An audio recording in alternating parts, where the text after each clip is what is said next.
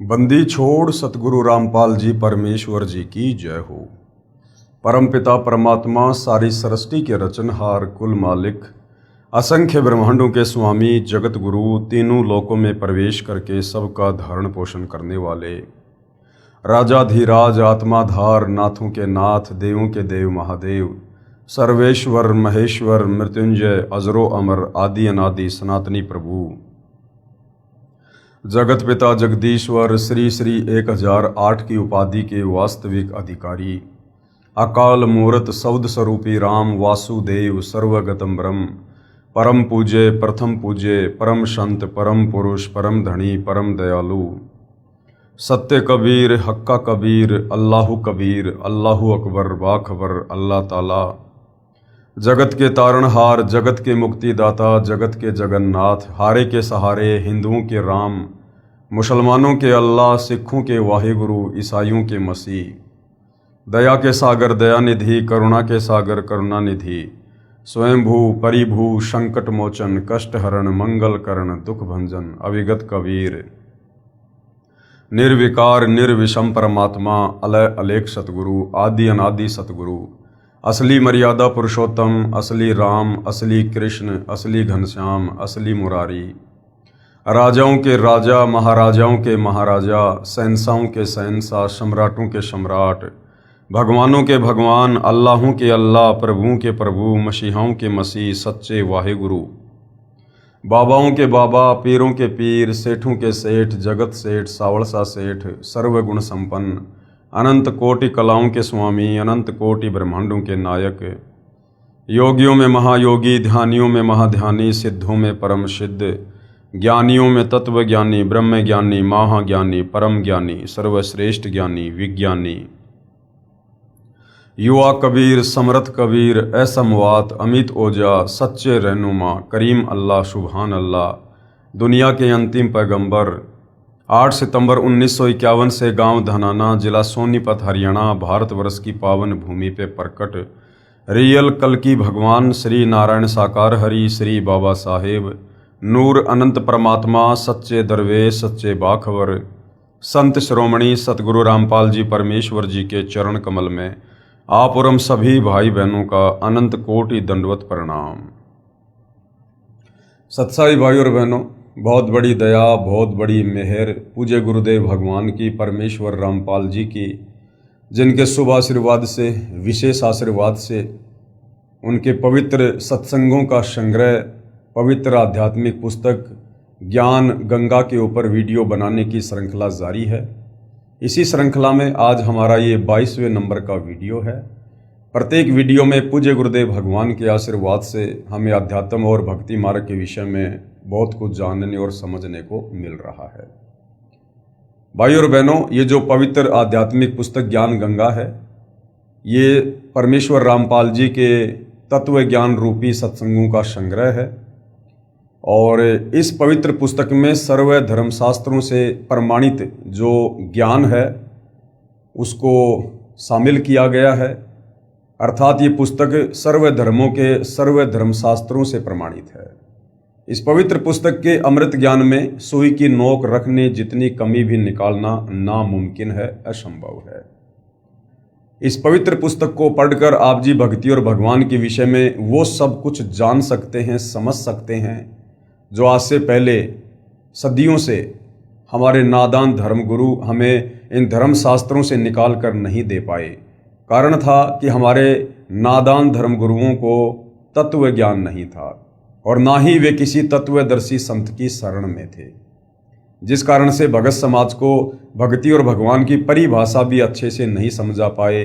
सत भक्ति दान करना, शास्त्र अनुकूल भक्ति दान करना, शत भक्ति मंत्रों का जाप करवाना, ये तो बहुत दूर की बात है। तो अब पूरे विश्व के मानव समाज पर जो रजा हुई है वो अवर्णनीय है, अकल्पनीय है। क्योंकि इस अमृत ज्ञान को, इस तत्व ज्ञान को, इस 21 ब्रह्मांड में स्वयं वो कबीर परमेश्वर परम अक्षर ब्रह्म सारी सृष्टि का मालिक शतलोक से चलकर गति करके मानव चोले में और एक आम संत की भूमिका करते हुए, तत्वदर्शी संत की भूमिका करते हुए वे स्वयं ही अपने द्वारा रची गई सृष्टि का ज्ञान हम जीवों को बताते हैं, समझाते हैं। और जो गलती हमने सतलोक में की थी, अपने परमपिता परमेश्वर कबीर साहिब जी से मन हटाकर पतिव्रता पद से नीचे गिरकर और इस 21 ब्रह्मांड के स्वामी ज्योति निरंजन के ऊपर आस्था लगाकर जब ये सतलोक में एक पैर पर खड़ा होकर तप कर रहा था, उसके बाद कबीर परमेश्वर ने पतिव्रता पद से नीचे गिर चुकी हम असंख्य आत्माओं को सतलोक से इस काल के साथ निष्कासित कर दिया था। और उसी दिन से हम यहाँ पर अपना कर्म दंड भोग रहे हैं। ये काल, ये ज्योति निरंजन हमें कर्म बंधनों में बांधता है और इसी प्रकार से हमें कभी लक 84 योनि में पशु पक्षियों के शरीर देता है, कभी नरक में असहनीय पीड़ा देता है और जन्म मरण और बुढ़ापे का कष्ट तो सर्वविदित है। तो भाइयों और बहनों, अब वो दयालु परमात्मा इस पृथ्वी पर स्वयं ही आते हैं, प्रकट होते हैं, सच्चे सतगुरु पूर्ण संत की भूमिका करते हैं। और जो गलती हम नादान आत्माओं ने सतलोक में की थी, हमें उस गलती को याद दिलाकर भूल सुधार करवाते हैं और हमें वापस सतलोक ले चलने के लिए सत भक्ति देते हैं, ताकि हम फिर से भक्ति के धनी हो सकें और अपने निज लोक सतलोक में पहले की तरह खुशी खुशी रह सकें। इसके लिए भाइयों और बहनों, हमने सर्वप्रथम पूर्ण संत की पहचान करनी होती है, क्योंकि इस काल ने यहाँ पर अपने नकली संतों की बाढ़ सी ला रखी है। कारण ये है कि ये ज्योति निरंजन, ये काल, ये ब्रह्मा विष्णु महेश का पिता, ये नहीं चाहता है कि कोई भी आत्मा मेरे 21 ब्रह्मांड रूपी बाड़े से बाहर निकलकर स्वतंत्र हो जाए, वो सतलोक चली जाए। क्योंकि इसको प्रतिदिन 1 लाख मानव शरीरधारी आत्माओं के सूक्ष्म शरीर से निकली गंध खाने का, वासना खाने का श्राप लगा हुआ है।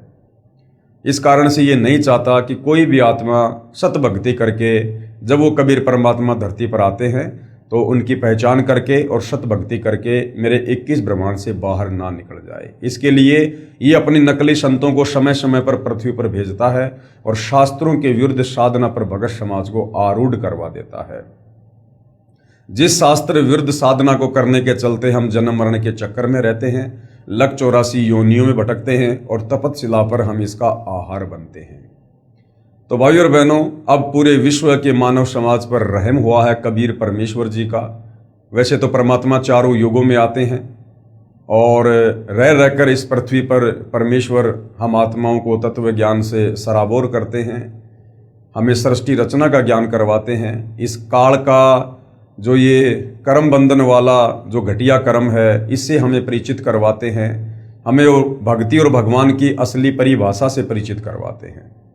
और समय समय पर परमात्मा हम आत्माओं को सत भक्ति देकर रिचार्ज करते हैं, जिस सत भक्ति के कारण हम यहाँ पर कुछ सुख का सांस लेते हैं। तो भाइयों और बहनों, आज पुनः वही कबीर परमेश्वर जी सतगुरु रामपाल जी के नाम से धरती पर प्रकट हैं और आप और हमें सौभाग्य से मनुष्य जन्म प्राप्त है, क्योंकि मनुष्य जन्म प्राप्त होना ही बड़ा दुर्लभ है। तत्वदर्शी संत भले यहाँ पर दिन में 50 बार आओ, लेकिन यदि हमें मनुष्य जन्म नहीं है तो हम उनकी सत भक्ति का फायदा नहीं उठा सकते, क्योंकि भक्ति केवल मनुष्य शरीर में ही हो सकती है, अन्य योनियों में नहीं। तो वर्तमान में आप और हमें मनुष्य जन्म भी है, ये कलयुग की पिछली पीढ़ी का यानी मोक्ष का प्राइम टाइम भी है, और साथ में कबीर परमात्मा स्वयं धरती पर सत भक्ति लेकर प्रकट हैं। तो भाइयों और बहनों, आज यदि हम फायदा उठा सकते हैं तो ये आप और हमारा परम सौभाग्य होगा।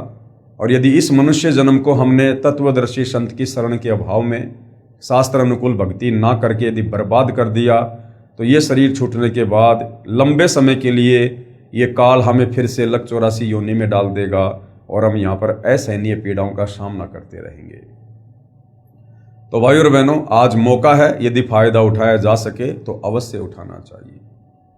तो भाइयों और बहनों, इस पवित्र पुस्तक ज्ञान गंगा के ऊपर अभी तक जो वीडियो बन चुके हैं, यदि आपने नहीं देखे हैं तो आपको थोड़ा समय निकालकर अवश्य देखने चाहिए, क्योंकि जब तक हम ज्ञान नहीं समझेंगे तब तक हम भक्ति पर नहीं लग सकते, और भक्ति पर लग भी गए तो बिना सृष्टि रचना के ज्ञान के हम भक्ति पर दृढ़ नहीं हो सकते। इसलिए जब भी आप सतगुरु रामपाल जी के यूट्यूब पर सत्संग सुने या उनके द्वारा लिखी पुस्तकें पढ़ें तो आप सृष्टि रचना वाले टॉपिक को अवश्य पढ़ें, 1 या 2 बार उसको पढ़कर समझने का प्रयास अवश्य करें।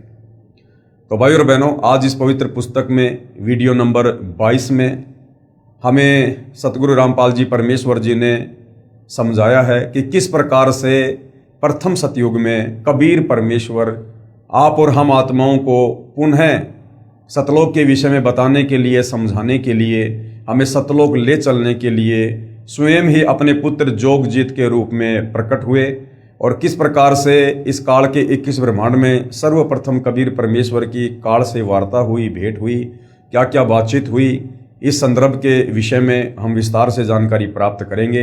साथ ही फ्रांस के एक भविष्यवक्ता है नास्त्रेदमस, उन्होंने सतगुरु रामपाल जी को लेकर और वर्तमान समय के विषय में क्या कुछ भविष्यवाणियां की हैं उनको भी हम जानने का प्रयास करेंगे।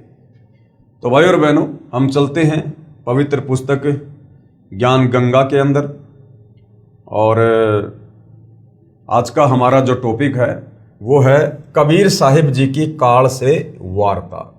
कबीर साहिब जी की काल से वार्ता। जब परमेश्वर ने सर्व ब्रह्मांडों की रचना की और अपने लोक में विश्राम करने लगे, उसके बाद हम सभी काल के ब्रह्मांड में रह रहकर अपना किया हुआ कर्म दंड भोगने लगे। कुरान शरीफ और बाइबल में जो प्रकरण आता है सूरत फुरकान 25 आयत नंबर 52 से 59 में कि उस परमेश्वर ने 6 दिन में सृष्टि रची और 7वें दिन तख्त पर जाकर विश्राम किया। तो भाई और बहनों, जिस परमेश्वर ने 6 दिन में सृष्टि रची अर्थात इस काल के 21 ब्रह्मांड वाली सृष्टि को कबीर परमेश्वर जी ने रचा। आप और हमारे लिए कबीर परमेश्वर ने जो भी सुख सुविधा यहाँ पर उपलब्ध करवानी थी वो परमेश्वर ने 6 दिनों में की और 7वें दिन कबीर परमेश्वर वापस सतलोक में अपने सिंहासन पर जाकर विराजमान हुए। तो मुसलमान भाइयों की कुरान शरीफ में जिस अल्लाह का जिक्र है कि उसने 6 दिन में सृष्टि रची और 7वें दिन तख्त पर जा विराजा, वो अल्लाह कबीर अल्लाह है और इस काल की सृष्टि उन्होंने 6 दिन में रची और उसके बाद 7वें दिन वापस सतलोक में जा विराजे। उसके बाद हम सभी काल के ब्रह्मांड में रहकर अपना किया हुआ कर्म दंड भोगने लगे। सतलोक में हम कोई कर्म दंड नहीं भोगते थे क्योंकि सतलोक में कोई भी पाप या पुण्य नहीं है। वहां पर हमें कोई भी ऐसा कर्म नहीं करना पड़ता है जिससे हम उसका दंड भोगें। लेकिन जैसे ही हम काल के 21 ब्रह्मांड में आए, यहाँ पर इस काल ने हमारे चारों तरफ कर्म लगा दिए और इन कर्मों के जाल में हम उलझ कर रह गए और इन्हीं कर्मों का भोग भोगते भोगते हमें यहाँ पर अनंत युग बीत चुके हैं। उसके बाद हम सभी इस काल के ब्रह्मांड में रहकर अपना किया हुआ कर्म दंड भोगने लगे और बहुत दुखी रहने लगे, सुख व शांति की खोज में भटकने लगे। हमें अपने निज घर सतलोक की याद सताने लगी तथा वहां जाने के लिए भक्ति प्रारंभ की। लेकिन सतलोक वापस जाने वाली भक्ति इस काल के 21 ब्रह्मांड में नहीं है। वो भक्ति तो स्वयं कबीर परमात्मा जी ही लेकर आते हैं। किसी ने चारों वेदों को कंठस्थ किया तो कोई उग्र तप करने लगा और हवन, यज्ञ, ध्यान, समाधि आदि क्रियाएं प्रारंभ की। क्योंकि आत्मा को हमेशा से ये तड़फ रहती है कि कोई परमात्मा है, कोई भगवान है। हालांकि इस काल बलि के 21 ब्रह्मांड में आने के बाद इस काल ने सतलोक की वो तमाम स्मृतियां, वो यादें हमें जो है भुला दी गई हैं, हमारे मन मस्तिष्क से डिलीट कर दी गई हैं। हमें अपने निज घर का पता नहीं रहता। लेकिन आत्मा परमात्मा का अंश है। आत्मा को रह रहकर ये कशक होती है कि मैं कभी नहीं मरा करता था, मैं जो मर रहा हूँ, जन्म ले रहा हूँ, दुख भोग रहा हूँ, ये क्यों हो रहा है? क्योंकि सतलोक में ऐसा कुछ भी नहीं था, वहाँ केवल सुख ही सुख था।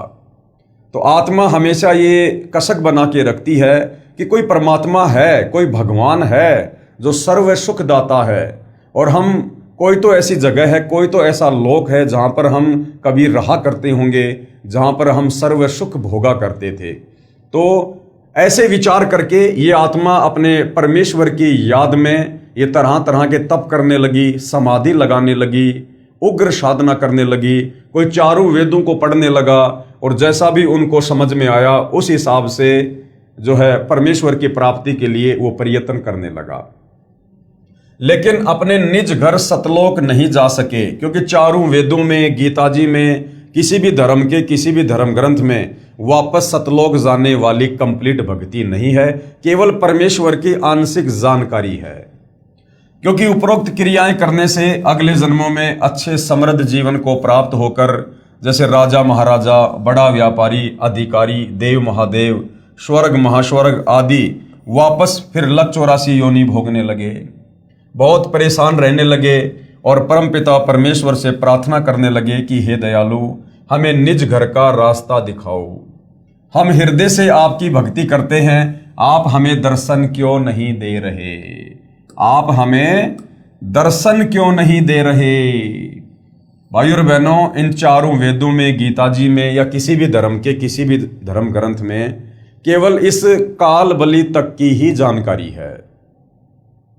ये काल 21 ब्रह्मांड का स्वामी है, ब्रह्मा विष्णु महेश का पिता है। मुसलमान भाई जिसे अपना अल्लाह कहते हैं वो यही काल है। हिंदू जिसे अपना निराकार भगवान कहते हैं वो यही काल है। ईसाई जिसे अपना मसीहा कहते हैं वो यही काल है। तो भाइयों और बहनों, हम भक्ति भी करते थे और परमेश्वर से अर्ज करते थे कि हे परमात्मा, हम इतनी उग्र भक्ति कर रहे हैं, इतना प्रयत्न कर रहे हैं, तन मन धन हमने सर्वस्व आपकी प्राप्ति के लिए न्योछावर कर दिया है। क्योंकि सतयुग त्रेता द्वापर में भाइयों और बहनों, परमात्मा की कसक में ये आत्मा घर से बाहर निकल जाया करती थी, घर बार छोड़ दिया करते थे, बाल बच्चों का परित्याग कर दिया करते थे, संपत्ति को ठोकर मार दिया करते थे और जैसा भी हमें ज्ञान होता था उस हिसाब से किसी साधु संत के डेरे में जाकर, जंगल में जाकर, गुफाओं में जाकर, एकांत में रहकर हमने घोर तप किए और अंत में निष्कर्ष 0/0 रहा। तो हम रो रो कर ये दुआ करते थे कि हे परमेश्वर, आप हमें दर्शन क्यों नहीं दे रहे हैं? वेदों में लिखा है कि आप साकार हैं, आपका तेजोमय शरीर है, आप नर आकार में है और आपकी प्राप्ति का ये ओम मंत्र है, फिर आप हमें दर्शन क्यों नहीं दे रहे? तो भाइयों और बहनों, ये सृष्टि रचना से ही आपको समझ में आएगा। वेदों में महिमा तो पूर्ण परमेश्वर की लिखी हुई है, परंतु जो ओम नाम का जाप वेदों में और गीता जी में है वो केवल इस काल तक की साधना है। और इस काल तक की साधना आप कितनी भी कर लीजिएगा, इस काल में जब आप सृष्टि रचना पढ़ोगे तो पता चलेगा इसने एक अपना अटल घटिया नियम बना रखा है। इसने प्रतिज्ञा कर रखी है कि मैं किसी भी प्रकार की साधना से, जप से, तप से मैं अपने वास्तविक काल रूप में, ब्रह्म रूप में दर्शन नहीं दूंगा। जिस कारण से आत्माएं इतनी साधना करती लेकिन फिर भी उन्हें परमेश्वर के दर्शन नहीं होते। तो काल तो अपनी घटिया प्रतिज्ञा के चलते उन साधकों को दर्शन नहीं देता है। और कबीर परमेश्वर जी की इन चारों वेदों में वो सत भक्ति नहीं है जिससे हमें परमात्मा दर्शन दे। तो वो सत भक्ति जिससे पूर्ण ब्रह्म परमेश्वर कबीर साहिब साक्षात हमें दर्शन दें, उनका साक्षात्कार हो, वो भक्ति तो कबीर परमात्मा स्वयं ही सतलोक से चलकर इस काल के लोक में आते हैं, तत्वदर्शी संत की, सतगुरु की, पूर्ण संत की, जगत गुरु की भूमिका निभाते हैं। उसके बाद हमें फिर उस ज्ञान से पता चलता है कि आज मेरे सामने जो तत्वदर्शी संत है, जगत गुरु है, ये स्वयं ही कबीर परमात्मा है और हमें खुली आंखों से बिल्कुल उनका साक्षात्कार होता है। ये वृत्तांत कबीर साहिब ने धर्मदास जी को बताते हुए कहा कि धर्मदास, इन जीवों की पुकार सुनकर मैं अपने सतलोक से जोगजीत का रूप बनाकर काल लोक में आया। जोगजीत कौन है? परमपिता परमेश्वर कबीर साहिब ने सतलोक में जो अपने 16 पुत्रों की उत्पत्ति की थी, उनमें जो सबसे लास्ट वाला पुत्र है 16वें नंबर का, वो जोगजीत है, जिसको योग संतायन भी कहते हैं। तो प्रथम बार कबीर परमेश्वर जब काल के 21 ब्रह्मांड में आए, हम आत्माओं की उस पुकार को सुनकर, जब हम लक 84 योनि में गधे कुत्ते सुअर बनकर दुखी हो रहे थे, परेशान हो रहे थे, आत्मा से पुकार करते थे, या मनुष्य जन्म में थे तो घोर साधना कर करके अपने शरीर की भी चिंता नहीं की और परमेश्वर प्राप्ति के लिए हम मर मिटे, तो उस प्रकार की आत्मा की पुकार को सुनकर कबीर परमेश्वर ये दयालु मालिक सतलोक से चलकर अपने पुत्र का रूप बनाकर और इस काल के 21 ब्रह्मांड में आते हैं। अपने ओरिजिनल रूप में परमात्मा इसलिए नहीं आते कि यदि वो परमेश्वर अपने ओरिजिनल कबीर रूप में इस धरती पर यदि आ जाए, आते हैं भाई और बहनों, आने को तो आज वर्तमान में कबीर भगवान सतगुरु रामपाल जी के नाम से प्रकट हैं, अपने ओरिजिनल सतलोकी रूप में ही हैं। परंतु ये समर्थ परमात्मा है, ये चाहे उसको दर्शन दिखाएंगे, चाहे जिसे नहीं दिखाएंगे। तो कबीर परमेश्वर जी सतयुग, त्रेता और द्वापर में अपने पुत्रों के रूप बनाकर ही आते हैं, क्योंकि यदि काल को पता चल जाए कि वो कबीर परमात्मा मेरे 21 ब्रह्मांड में आ चुका है, यदि कबीर परमेश्वर अपने ओरिजिनल रूप में इस काल को दर्शन दे दें, तो भाई और बहनों ये परमात्मा से इतना डरता है कि इसका कलेजा फट जाए। परमेश्वर अपनी वाणी में कहते हैं, काल डरे करतार से, जय जय जय जगदीश, जोरा जोड़ी झाड़ती, पगरज डारे शीस। इसलिए कबीर परमेश्वर अपने रूप को रूपांतरण करते हुए और 3 युगों में विशेषकर अपने पुत्रों का रूप धारण करके आते हैं। और चौथे युग कलयुग में, और कलयुग का जो प्राइम टाइम है भक्ति का, ये पिछली पीढ़ी वर्तमान समय, इस समय कबीर परमात्मा स्वयं अपने ओरिजिनल रूप में आते हैं, क्योंकि इस समय परमेश्वर ने कंप्लीट भक्ति दान करनी होती है, जिसमें एक होता है सतगुरु के दर्श, साधु दर्शन राम का मुख पर बसे सुहाग, दर्शन उन्हीं को होते हैं जिनके पूर्ण भाग। क्योंकि कबीर परमेश्वर जब साधु रूप में धरती पर होते हैं तो उनके ओरिजिनल दर्शन करने से हमारे बहुत सारे जो है पुण्य बनते हैं, हमारे पाप कर्मों का नाश होता है। जीवों की पुकार सुनकर मैं अपने सतलोक से जोगजीत का रूप बनाकर काल लोक में आया। तब 21वें ब्रह्मांड में जहां काल का निज घर है, वहां पर तपत शिला पर जीवों को भूनकर सूक्ष्म शरीर से गंध निकाला जा रहा था। सूक्ष्म शरीर से गंध कैसे निकालता है भाइयों और बहनों? ये जैसे ये हमारा स्थूल शरीर है, ये हाड़मास का पुतला है, इस शरीर में हमारी आत्मा है, और इस शरीर में रहते सहते हम जो भी व्यसन करते हैं, जैसे नशा करना, किसी भी प्रकार का मांस खाना, शराब पीना, या वैसे कोई गंदी फिल्में देखना या गंदी सोच रखना, तो उसकी जो सूक्ष्म वासना होती है वो हमारे सूक्ष्म शरीर में जमा होती रहती है। और जब हमारी मृत्यु होती है तो ये ऊपर का शरीर तो, स्थूल शरीर तो यही छूट जाता है, हम सूक्ष्म शरीर में रहते हैं। उस सूक्ष्म शरीर को ये ज्योति निरंजन अपने 21वें ब्रह्मांड में बनी तपत शिला पर ये भून भून कर खाता है। अर्थात उस सूक्ष्म शरीर को ये इतना ज्यादा ये गर्म करता है कि इसमें से वो वासना निकलती है, और उस वासना का फिर ये आहार करता है। और सूक्ष्म शरीर में ये प्राणी मरता नहीं है, इसलिए फिर वापस इसको कर्म आधार से आगे की योनि देने के लिए धर्मराज के दरबार में पेश कर देता है। धर्मराज फिर जैसा भी इसने पृथ्वी लोक पर मनुष्य शरीर में अच्छे बुरे कर्म किए, पाप या पुण्य किए, शास्त्र विरुद्ध या शास्त्र अनुकूल भक्ति की, उस आधार से फिर आगे का इसका प्रारब्ध निर्धारित कर दिया जाता है कि गधा कुत्ता बनना है, या फिर से कोई मनुष्य जन्म प्राप्त करना है, या फिर लक 84 योनि में जाना है। जीवों को भूनकर सूक्ष्म शरीर से गंध निकाला जा रहा था। मेरे पहुंचने के बाद, कबीर परमेश्वर कहते हैं कि मेरे वहां पहुंचने के बाद उन जीवों की जलन समाप्त हो गई। कबीर परमेश्वर जी की शक्ति से ऑटोमेटिक वो तपतशिला जिस पर जीव भूने जा रहे थे, हाहाकार मचा रहे थे, वो बर्फ की तरह शीतल हो गई। उन्होंने मुझे देखकर कहा कि हे पुरुष, यानी हे परमात्मा, आप कौन हो? आपके दर्शन मात्र से ही हमें बड़ा सुख व शांति का आभास हो रहा है। फिर मैंने बताया कि मैं पार ब्रह्म परमेश्वर कबीर हूं।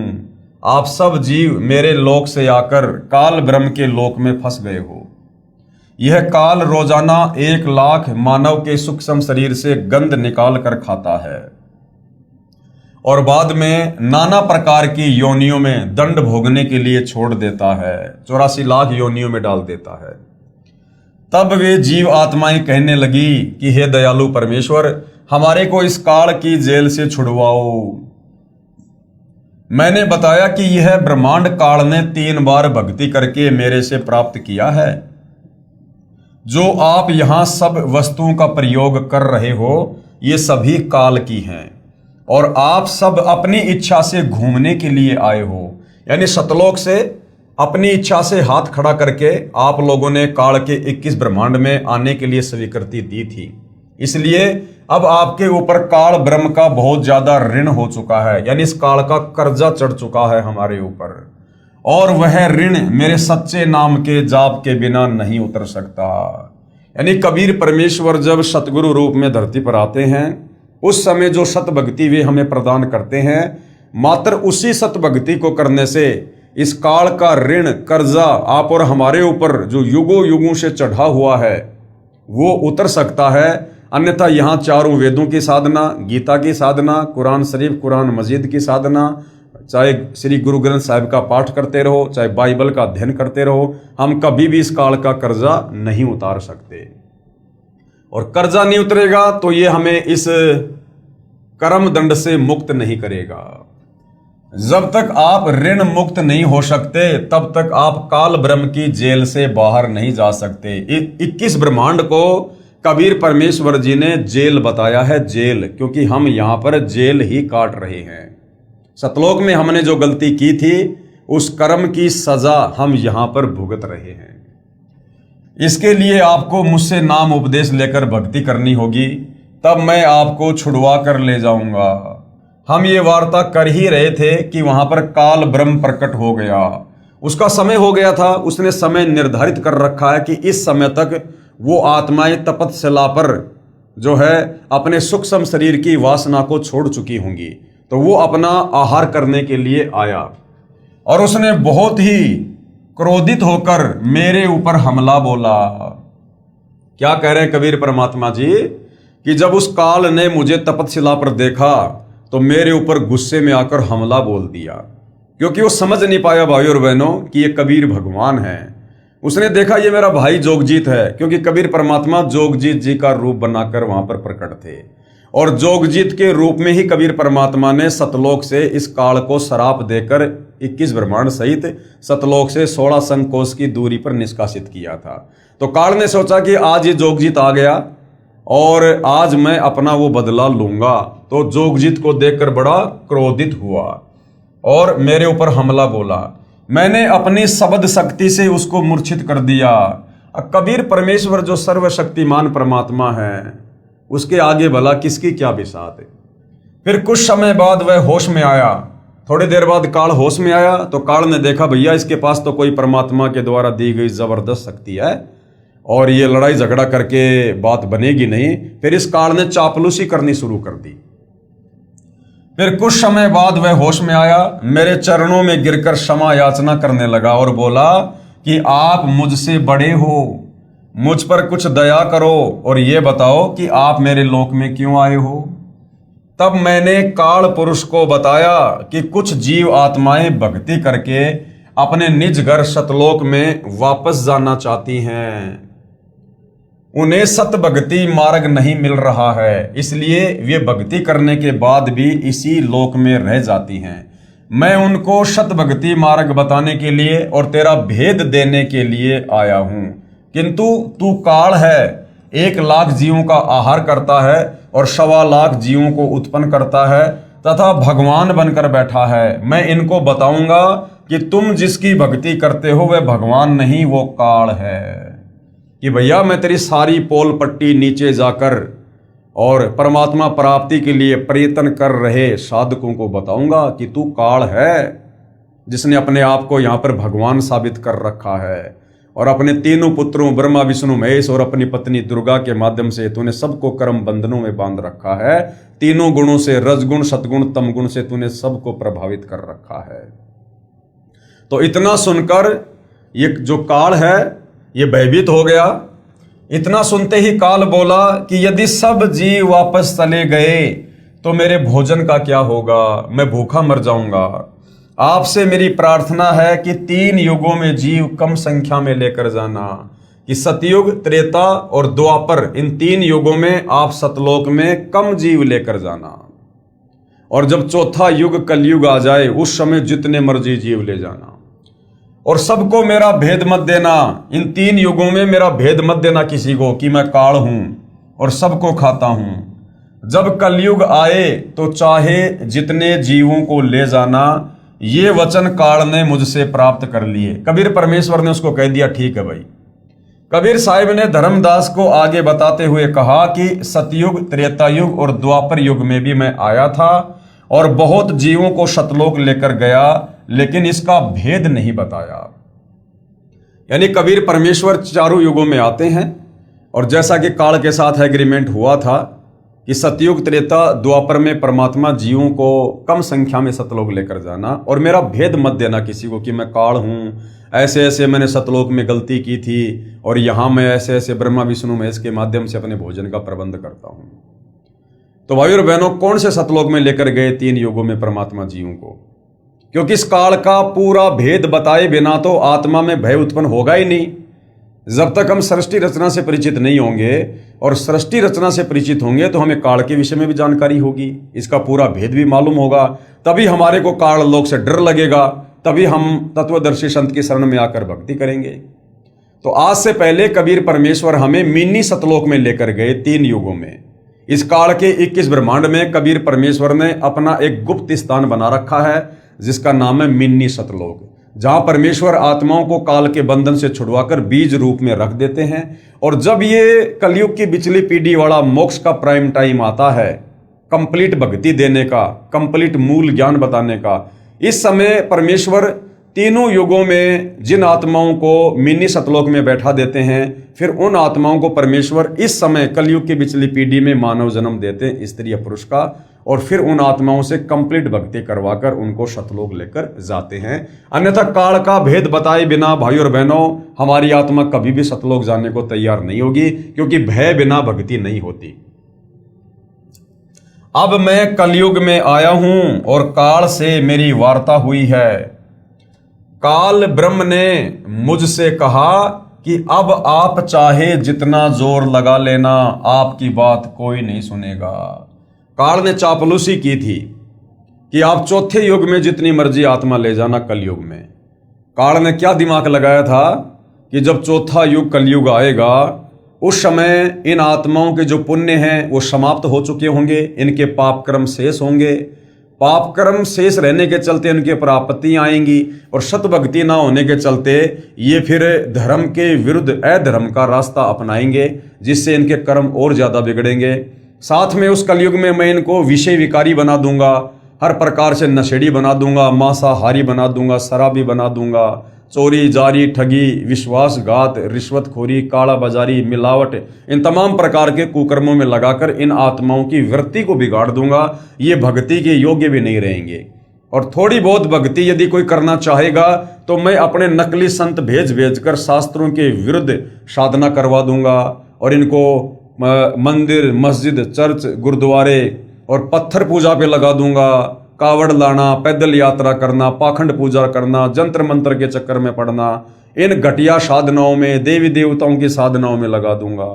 तो जब वो तत्वदर्शी संत आएगा यानी भगवान आएगा, उस समय कोई भी उसकी बात को स्वीकार नहीं करेगा। ये सोचकर काल ने कहा था कि आप 3 युगों में जीव कम लेकर जाना और चौथे युग में जितनी मर्जी आत्मा सतलोक लेकर जाना। प्रथम तो मैंने जीव को भक्ति के लायक ही नहीं छोड़ा है। काल ने क्या कहा? धर्मदास को परमात्मा बता रहे हैं कि प्रथम तो इस कलयुग में जीव को इस काल ने इतना बिगाड़ दिया है, नशेड़ी गंजेड़ी शराबी मांसाहारी चोरी जारी करने वाला बना दिया है कि अपने स्वार्थ के अलावा उसको और कुछ दिखाई नहीं देता है। प्रथम तो मैंने जीव को भक्ति के लायक ही नहीं छोड़ा, उनमें बीड़ी सिगरेट शराब मांस आदि दुर्व्यसन की आदत डालकर इनकी वृत्ति को यानी मानसिक वृत्ति को बिगाड़ दिया है, इनकी सोच को बिगाड़ दिया है। नाना प्रकार की पाखंड पूजा में जीव आत्माओं को लगा दिया। ये मंदिर मस्जिद चर्च गुरुद्वारा, ये झाड़ जपाड़ जंतर मंत्र, इस प्रकार की ओछी और घटिया साधनाओं में लगा दिया। दूसरी बात यह होगी कि जब आप अपना ज्ञान देकर वापस अपने लोक में चले जाओगे, तब मैं यानी काल अपने दूत भेजकर आपके पंथ से मिलते जुलते 12 पंथ चलाकर जीवों को भ्रमित कर दूंगा। काल ने क्या कहा था कि जब आप उस कलयुग में जाओगे, यानी परमात्मा 650 साल पहले अपने ओरिजिनल नाम कबीर नाम से आए थे, तो कहा कि जब आप उस कलयुग में अपना कंप्लीट ज्ञान देकर जो भी भक्ति आपने देनी है वो भक्ति देकर आप जाओगे वापस सतलोक, तो मैं उसके बाद अपने 12 नकली दूत भेजूंगा और आपके नाम से कबीर नाम से वो कबीर पंथ चलाएंगे और जीवों को अपने जाल में फंसा लेंगे। ये कहकर कि कबीर जी का वास्तविक ज्ञान, कबीर जी का असली पंथ, सतलोक जाने की विधि केवल हम कबीर पंथियों के पास में है। तो परमात्मा चाहने वाली आत्माओं को मैं अपने दूत भेजकर और अपने जाल में फंसा लूंगा। तो आज भाई और बहनों, ये जितने भी कबीर पंथ हैं, विशेषकर जो धर्मदास जी की वंशावली में जो 12 कबीर पंथ हैं, ये सारे के सारे काल के द्वारा अपने दूतों के माध्यम से चलवाए गए पंथ हैं, जिनमें सत भक्ति नहीं है, लेकिन नाम कबीर परमात्मा का लेकर ये लोग अपने पंथ चला रहे हैं। साथ में काल ने और जाल फैला दिया। इसके अलावा राधा स्वामी पंथ है, जय गुरुदेव पंथ है, धन धन सतगुरु पंथ है, निरंकारी पंथ है, हंसा देश वाला पंथ है, जय गुरुदेव पंथ है। ये तमाम दुनिया भर के जितने भी पंथ चल रहे हैं, जिनमें करोड़ों परमात्मा चाहने वाली आत्माएं फंसी हुई हैं, उनको परम धनी जानकर ये सारे का सारा षड्यंत्र काल बली का है। ये सारे के सारे काल के द्वारा भेजे गए एजेंट हैं। तो भाई और बहनों, वर्तमान में एकमात्र सच्ची भक्ति और सच्चा ज्ञान देने वाला इस पृथ्वी पर केवल सतगुरु रामपाल जी हैं। महिमा सतलोक की बताएंगे। ये जो 12 पंथ हैं जो कबीर जी के नाम से चलेंगे या अन्य जो पंथ है, वो महिमा तो सतलोक की बताएंगे। आपका ज्ञान कथेंगे, लेकिन नाम जाप मेरा करेंगे। और नाम किसके देंगे? काल के, जिसके परिणाम स्वरूप मेरा ही भोजन बनेंगे। ये बात सुनकर कबीर साहिब ने कहा कि आप अपनी कोशिश करना और मैं सतमार्ग बताकर ही वापस जाऊंगा, और जो मेरा ज्ञान सुन लेगा वह तेरे बहकावे में कभी नहीं आएगा। सतगुरु कबीर साहिब ने कहा कि हे निरंजन, यानी हे काल, यदि मैं चाहूं तो तेरे सारे खेल को क्षण भर में समाप्त कर सकता हूं। कबीर परमात्मा इतने समर्थ हैं। कबीर परमेश्वर ने कहा कि काल, यदि मैं चाहूं तो तेरे इस खेल को क्षण भर में नष्ट कर सकता हूं। भाई और बहनों, कबीर परमेश्वर इतने समर्थ हैं, इतने सक्षम हैं। आदरणीय गरीबदास जी की वाणी है कि जाके अर्ध रूम पर सकल पसारा, ऐसा पूर्ण ब्रह्म हमारा। कबीर परमेश्वर जी के आधे बाल के बराबर भी ये कंप्लीट सृष्टि नहीं है। वो इतना समर्थ है, अपने आधे बाल के ऊपर सारी सृष्टि को ठहरा सकता है। 21 ब्रह्मांड इस काल के, 7 संग ब्रह्मांड अक्षर पुरुष के, और ऊपर के चारों लोक, ये परमेश्वर अपने आधे बाल के ऊपर इनको रख सकता है। ये इतना समर्थ है। लेकिन कबीर परमेश्वर जी की वाणी है कि भाई, अनंत कोटि बाजी जहां और मैंने रचे सकल ब्रह्मांड, गरीबदास मैं क्या करूं यो काल करे जीव खंड। ये परमेश्वर चाहे तो 1 सेकंड में तमाम आत्माओं को सतलोक ले जा सकते हैं। लेकिन भाई और बहनों, ये 21 ब्रह्मांड कबीर परमात्मा ने ही काल को प्रदान किए हैं, और यहाँ का संविधान भी इस निरंजन को कबीर परमात्मा ने ही बना कर दिया है। सत का राज धर्म राय कर ही अपना किया सबे दंड बरही। और इस ज्योति निरंजन ने जब कबीर परमात्मा तपतशिला पर आए थे तो एक और इन्होंने वचन लिया था कि परमात्मा आप नीचे जाओगे, आप इतनी मेहर करना कि आप जबरदस्ती किसी भी आत्मा को सतलोक लेकर मत जाना। जो आपके ज्ञान को समझे, आपकी मर्यादाओं में रहे, आपको परमात्मा मानकर भक्ति करे और आजीवन भक्ति करे, ये परमात्मा आप उन्हीं आत्माओं को सतलोक लेकर जाना। जो आपके ज्ञान को स्वीकार ना करे या आपकी शरण में आकर जो मर्यादा में रहकर भक्ति ना करें, उनको मेरे भोजन के लिए छोड़ देना।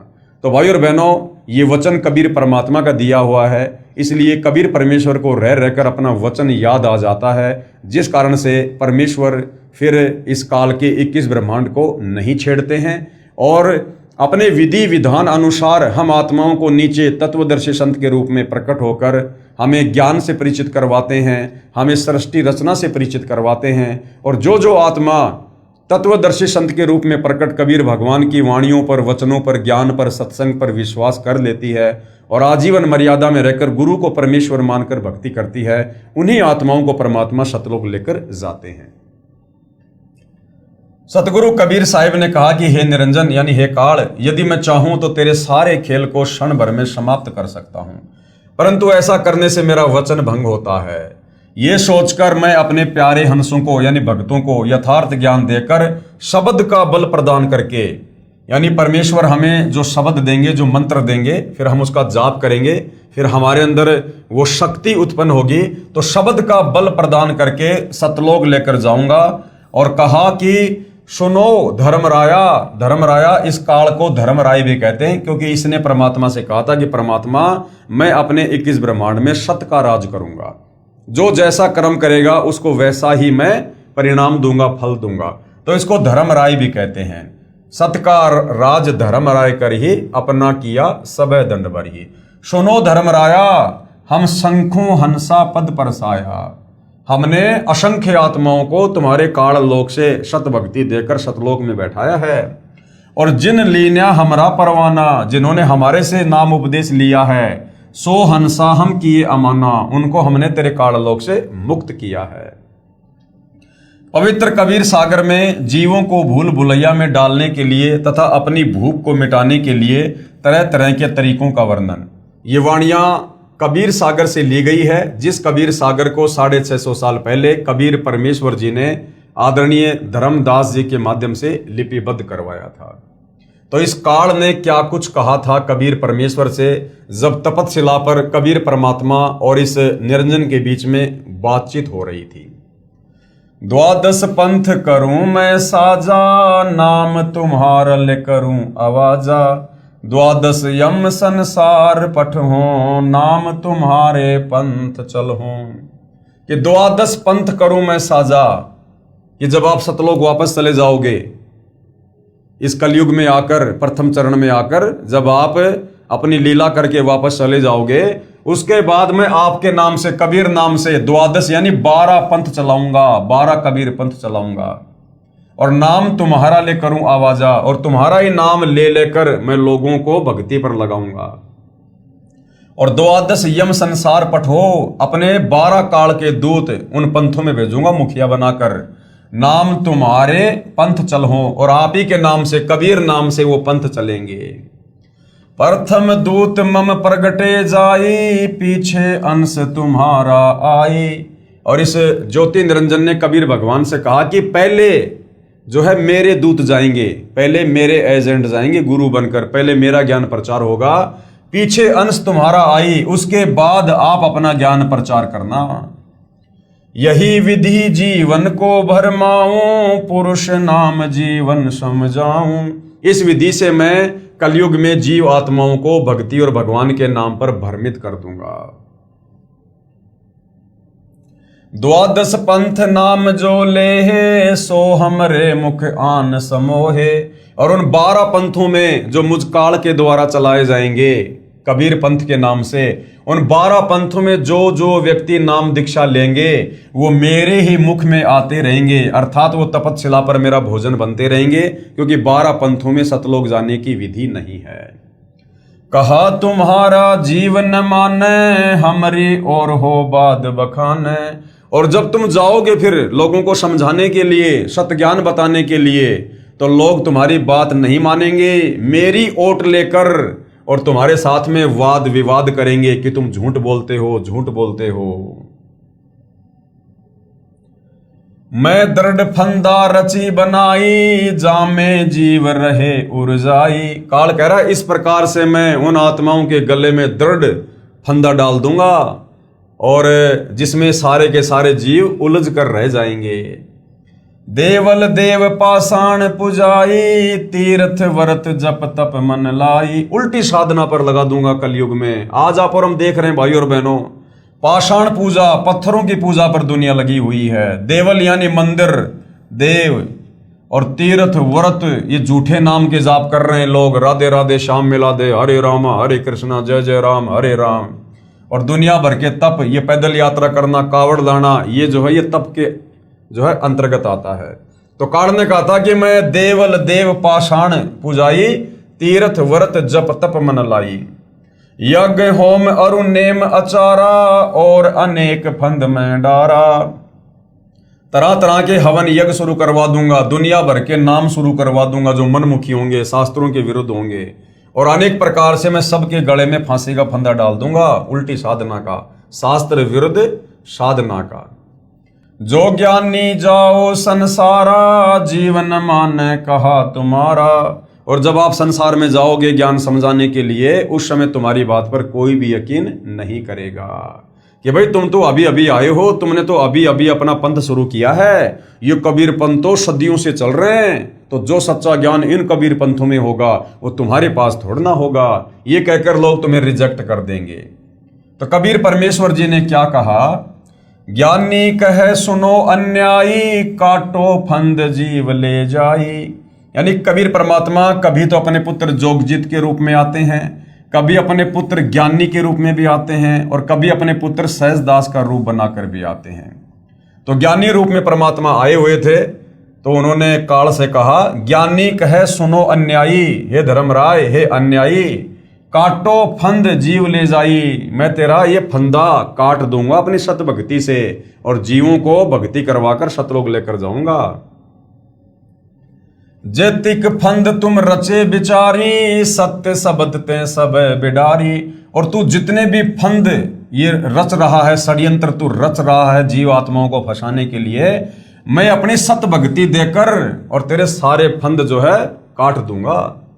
जोन जीव हम शब्द दरडावे, फंद तुम्हारा सकल मुकावे।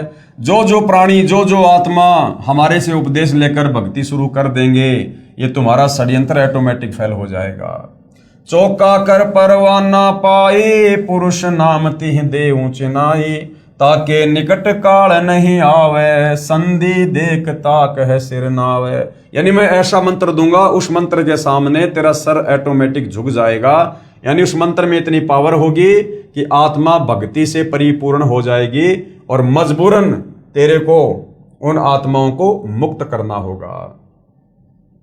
उपरोक्त विवरण से सिद्ध होता है कि जो अनेक पंथ चले हुए हैं, जिनके पास कबीर साहिब द्वारा बताया हुआ शत भक्ति मार्ग नहीं है, ये सब काल प्रेरित हैं। यानी जितने भी नकली कबीर पंथ हैं, ये सब काल प्रेरित हैं। अतः बुद्धिमान को चाहिए कि सोच विचार कर यानी अच्छी तरह से शास्त्रों से परिचित होकर, सृष्टि रचना से परिचित होकर, सोच विचार कर भक्ति मार्ग अपनाएं, क्योंकि मनुष्य जन्म अनमोल है, ये बार बार नहीं मिलता।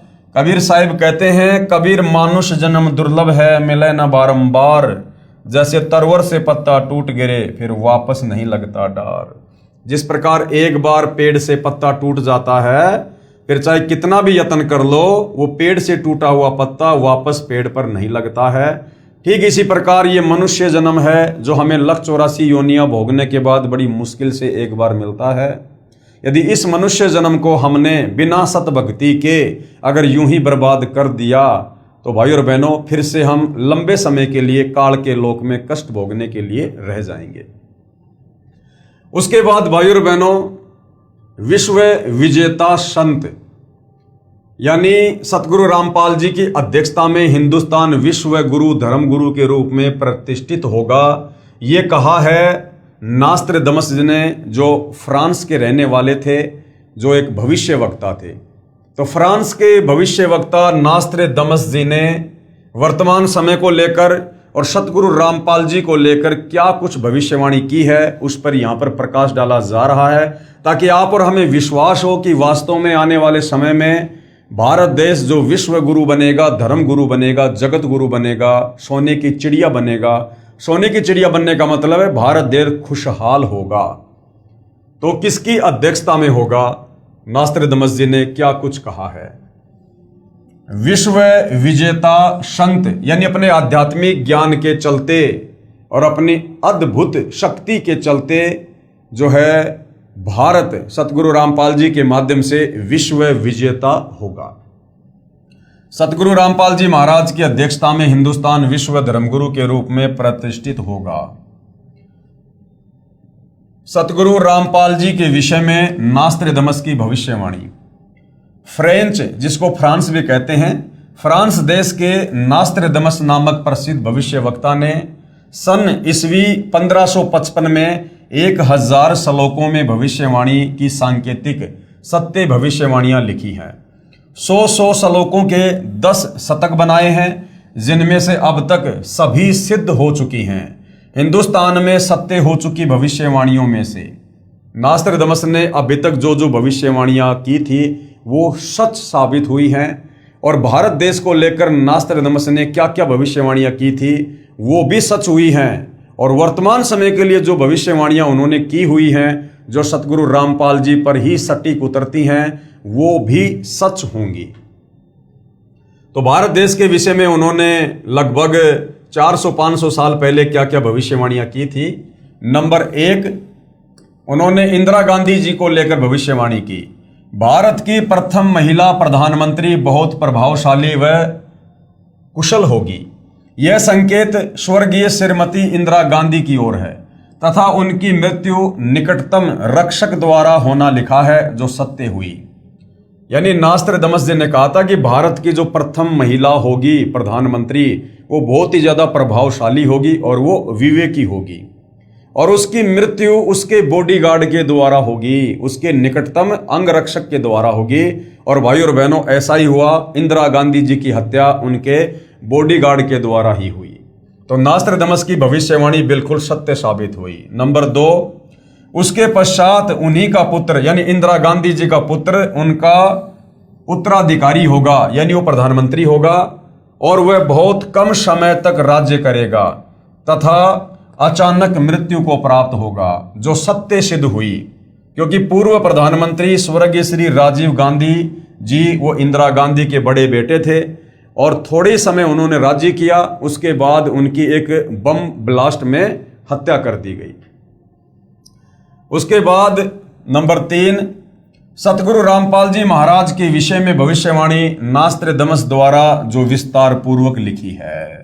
ये 2 बातें इसलिए बताई है क्योंकि जो उन्होंने भारत को लेकर भविष्यवाणी की थी वो पहले सत्य साबित हो चुकी है। तो आगामी समय के लिए यानी वर्तमान समय के लिए जो भविष्यवाणियां नास्ट्राडामस जी ने कर रखी हैं भारत में प्रकट एक संत के लिए, वो सतगुरु रामपाल जी के ऊपर हैं, और ये भविष्यवाणियां भी बिल्कुल सत्य ही साबित होंगी।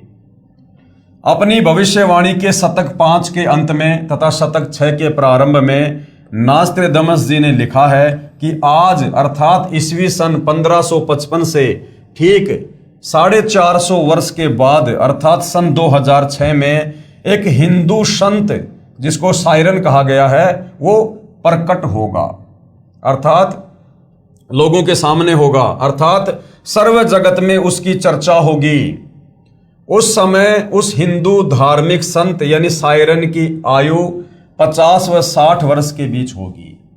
परमेश्वर ने नास्ट्राडामस को सतगुरु रामपाल जी महाराज के अधेड़ उम्र वाले शरीर का साक्षात्कार करवाकर चलचित्र की भांति सारी घटनाओं को दिखाया और समझाया। श्री नास्ट्राडामस जी ने 16वीं सदी को प्रथम शतक कहा है। इस प्रकार 5वां शतक 20वीं सदी हुआ। नास्ट्राडामस जी ने कहा है कि वह धार्मिक हिंदू नेता अर्थात संत सायरन 5वें शतक के अंत के वर्ष में अर्थात सन ईस्वी 1999 में घर घर सत्संग करना त्याग कर अर्थात चौखटों को लांग कर बाहर आएगा। अर्थात सन 1999 में सतलोक आश्रम करोथा बनकर तैयार हो गया था और पहले सन 1994 से 1999 तक सतगुरु रामपाल जी गांव-गांव जाकर सतग्रंथ साहिब का पाठ किया करते थे, सत्संग किया करते थे। लेकिन 1999 में उन्होंने गांव-गांव जाकर सत्संग करना छोड़कर और सतलोक आश्रम करोथा में बैठकर सत्संग करना शुरू कर दिया था, जो बिल्कुल सत्य साबित हो रही भविष्यवाणी में लिखा है। 5वें शतक के अंत के वर्ष में अर्थात सन ईस्वी 1999 में घर घर सत्संग करना त्याग कर अर्थात चौखटों को लांग कर बाहर आएगा तथा अपने अनुयायियों को शास्त्र विधि अनुसार भक्ति मार्ग बताएगा। अर्थात 1999 में सतलोक आश्रम करोथा खुल गया। उसके बाद सन 2001 से सतगुरु रामपाल जी ने धर्म शास्त्रों को खोल खोल कर लोगों को ज्ञान समझाना शुरू किया। उस महान संत के बताए मार्ग से अनुयायियों को अद्वितीय आध्यात्मिक और भौतिक लाभ होगा। उस तत्व दृष्टा हिंदू संत के द्वारा बताए शास्त्र प्रमाणित तत्व ज्ञान को समझकर परमात्मा चाहने वाले श्रद्धालु ऐसे अचंभित होंगे जैसे कोई गहरी नींद से जागा हो।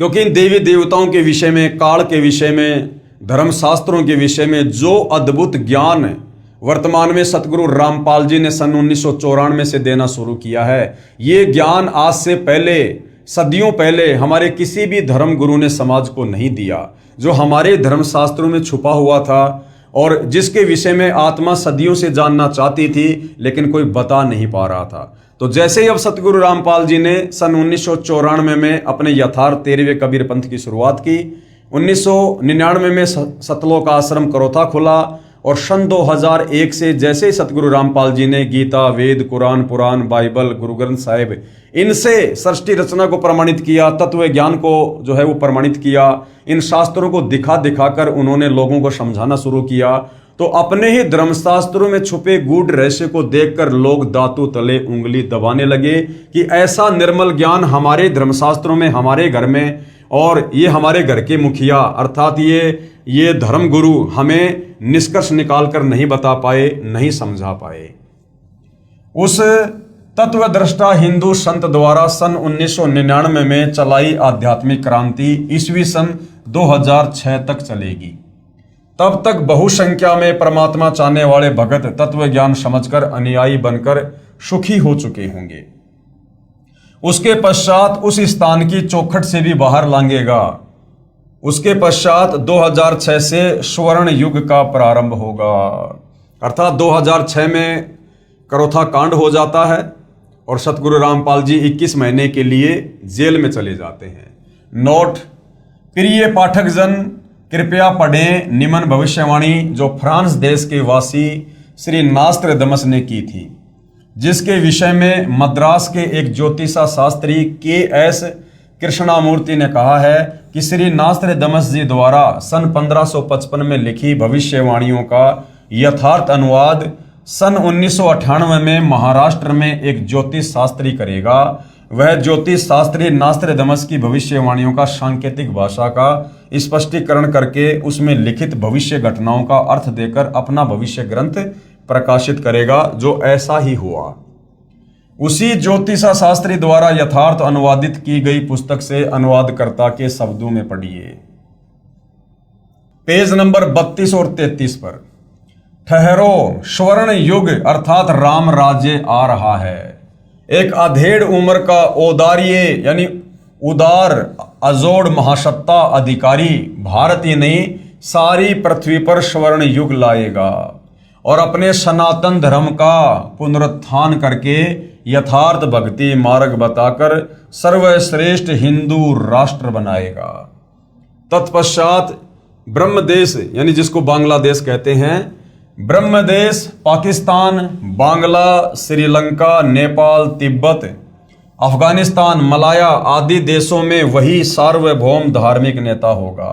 क्योंकि भाइयों और बहनों, ये जितने भी देश हैं ये सब आज से लगभग 600 साल पहले भारत देश के ही हिस्से थे, जो आगे चलकर टुकड़ों में बट गए। अब दोबारा सतगुरु रामपाल जी की अध्यक्षता में पूरा विश्व एक होगा और ये जितने भी टुकड़े जो भारत से अलग हुए थे, जो अलग अलग देश बन चुके हैं, ये पुनः भारत में शामिल होंगे। सत्ताधारी चांडाल चौकड़ियों पर उसकी सत्ता होगी। वह नेता यानी सायरन दुनिया को अधाप मालूम होना है, बस देखते रहो। फिर पेज नंबर 40 पर लिखा है, ठहरो, राम राज्य अर्थात स्वर्ण युग आ रहा है, यानी सतयुग जैसा समय आ रहा है। जून 1999 से 2006 तक चलने वाली उत्क्रांति में स्वर्ण युग का उत्थान होगा। हिंदुस्तान में उदयन होने वाला तारणहार सायरन दुनिया में सुख समृद्धि व शांति प्रदान करेगा। नास्त्रदमस जी ने निसंदेह कहा है कि प्रकट होने वाला सायरन यानी वो संत अभी ज्ञात नहीं है, लेकिन वह क्रिश्चियन अथवा मुसलमान हरगिज नहीं होगा, वो हिंदू ही होगा। और मैं नास्त्रदमस उसका अभी छाती ठोककर गर्व करता हूं, क्योंकि उस दिव्य स्वतंत्र सूर्य सायरन का उदय होते ही सारे पहले वाले विद्वान कहलाने वाले महान नेताओं को निष्प्रभ होकर उनके सामने नम्र बनना पड़ेगा। यानी वर्तमान में जितने भी आचार्य, शंकराचार्य, किसी भी धर्म के धर्मगुरु जो अपने आप को विद्वान साबित करके लोगों को भक्ति के नाम पर उलझा कर बैठे हैं, और जितने भी ये राजनीतिक नेता हैं जिनकी प्रभुता बनी हुई है, इन सब ने आने वाले कुछ ही समय में 2028 के बाद सतगुरु रामपाल जी के चरणों में नतमस्तक होना पड़ेगा, क्योंकि आने वाला समय युग परिवर्तन का है। और जब जब युग परिवर्तन होता है भयंकर जन धन की हानि होती है। अभी हम अप्रैल 2026 में जी रहे हैं। 2028 युग परिवर्तन का निर्धारित समय है।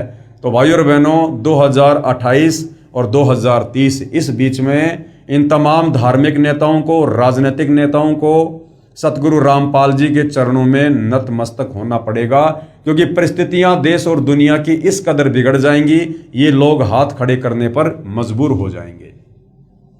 वह हिंदुस्तानी महान तत्वदृष्टा संत सभी को अभूतपूर्व राज्य प्रदान करेगा। यानी जिन जिन भक्तों की राज्य करने की इच्छा होगी, सतगुरु रामपाल जी आने वाले समय में अपने उन भक्तों को जो है राज्य प्रदान करेंगे। वह समान कायदा, समान नियम बनाएगा, यानी सबके लिए एक जैसा नियम होगा। एक नया संविधान बनेगा, भक्ति संविधान के अनुसार पूरा विश्व चलेगा। ये वर्तमान के जो संविधान है ये सब नष्ट कर दिए जाएंगे और पूरे विश्व में केवल सतगुरु रामपाल जी का ही संविधान चलेगा। और सतगुरु रामपाल जी का संविधान है भक्ति संविधान, यानी सब लोग भक्ति करेंगे और जो जो नियम मर्यादा सतगुरु रामपाल जी ने लागू कर रखी हैं उन नियम मर्यादाओं में रहकर सब लोग नेक नीति ईमानदारी से देवताओं जैसा जीवन जिएंगे। स्त्री पुरुष में, अमीर गरीब में, जाति और धर्म में कोई भेदभाव नहीं रखेगा, किसी पर अन्याय नहीं होने देगा। उस तत्वदर्शी संत का सर्व जनता विशेष सम्मान करेगी। माता पिता तो आदरणीय होते ही हैं, परंतु आध्यात्मिकता व पवित्रता के आधार पर उस शायरन यानी तत्वदर्शी संत का माता पिता से भी अलग श्रद्धा अर्थात स्थान होगा। नास्त्रदामस स्वयं ज्यू वंश का था तथा फ्रांस देश का नागरिक था। उसने क्रिश्चियन धर्म स्वीकार कर रखा था, यानी जो नास्त्रदामस था वो ईसाई था, वो क्रिश्चियन था। फिर भी नास्त्रदामस ने निसंदेह कहा है कि प्रकट होने वाला शायरन यानी संत केवल हिंदू ही होगा। यानी नास्त्रदामस ने बिल्कुल निष्पक्ष होकर अपनी भविष्यवाणी पेश की है।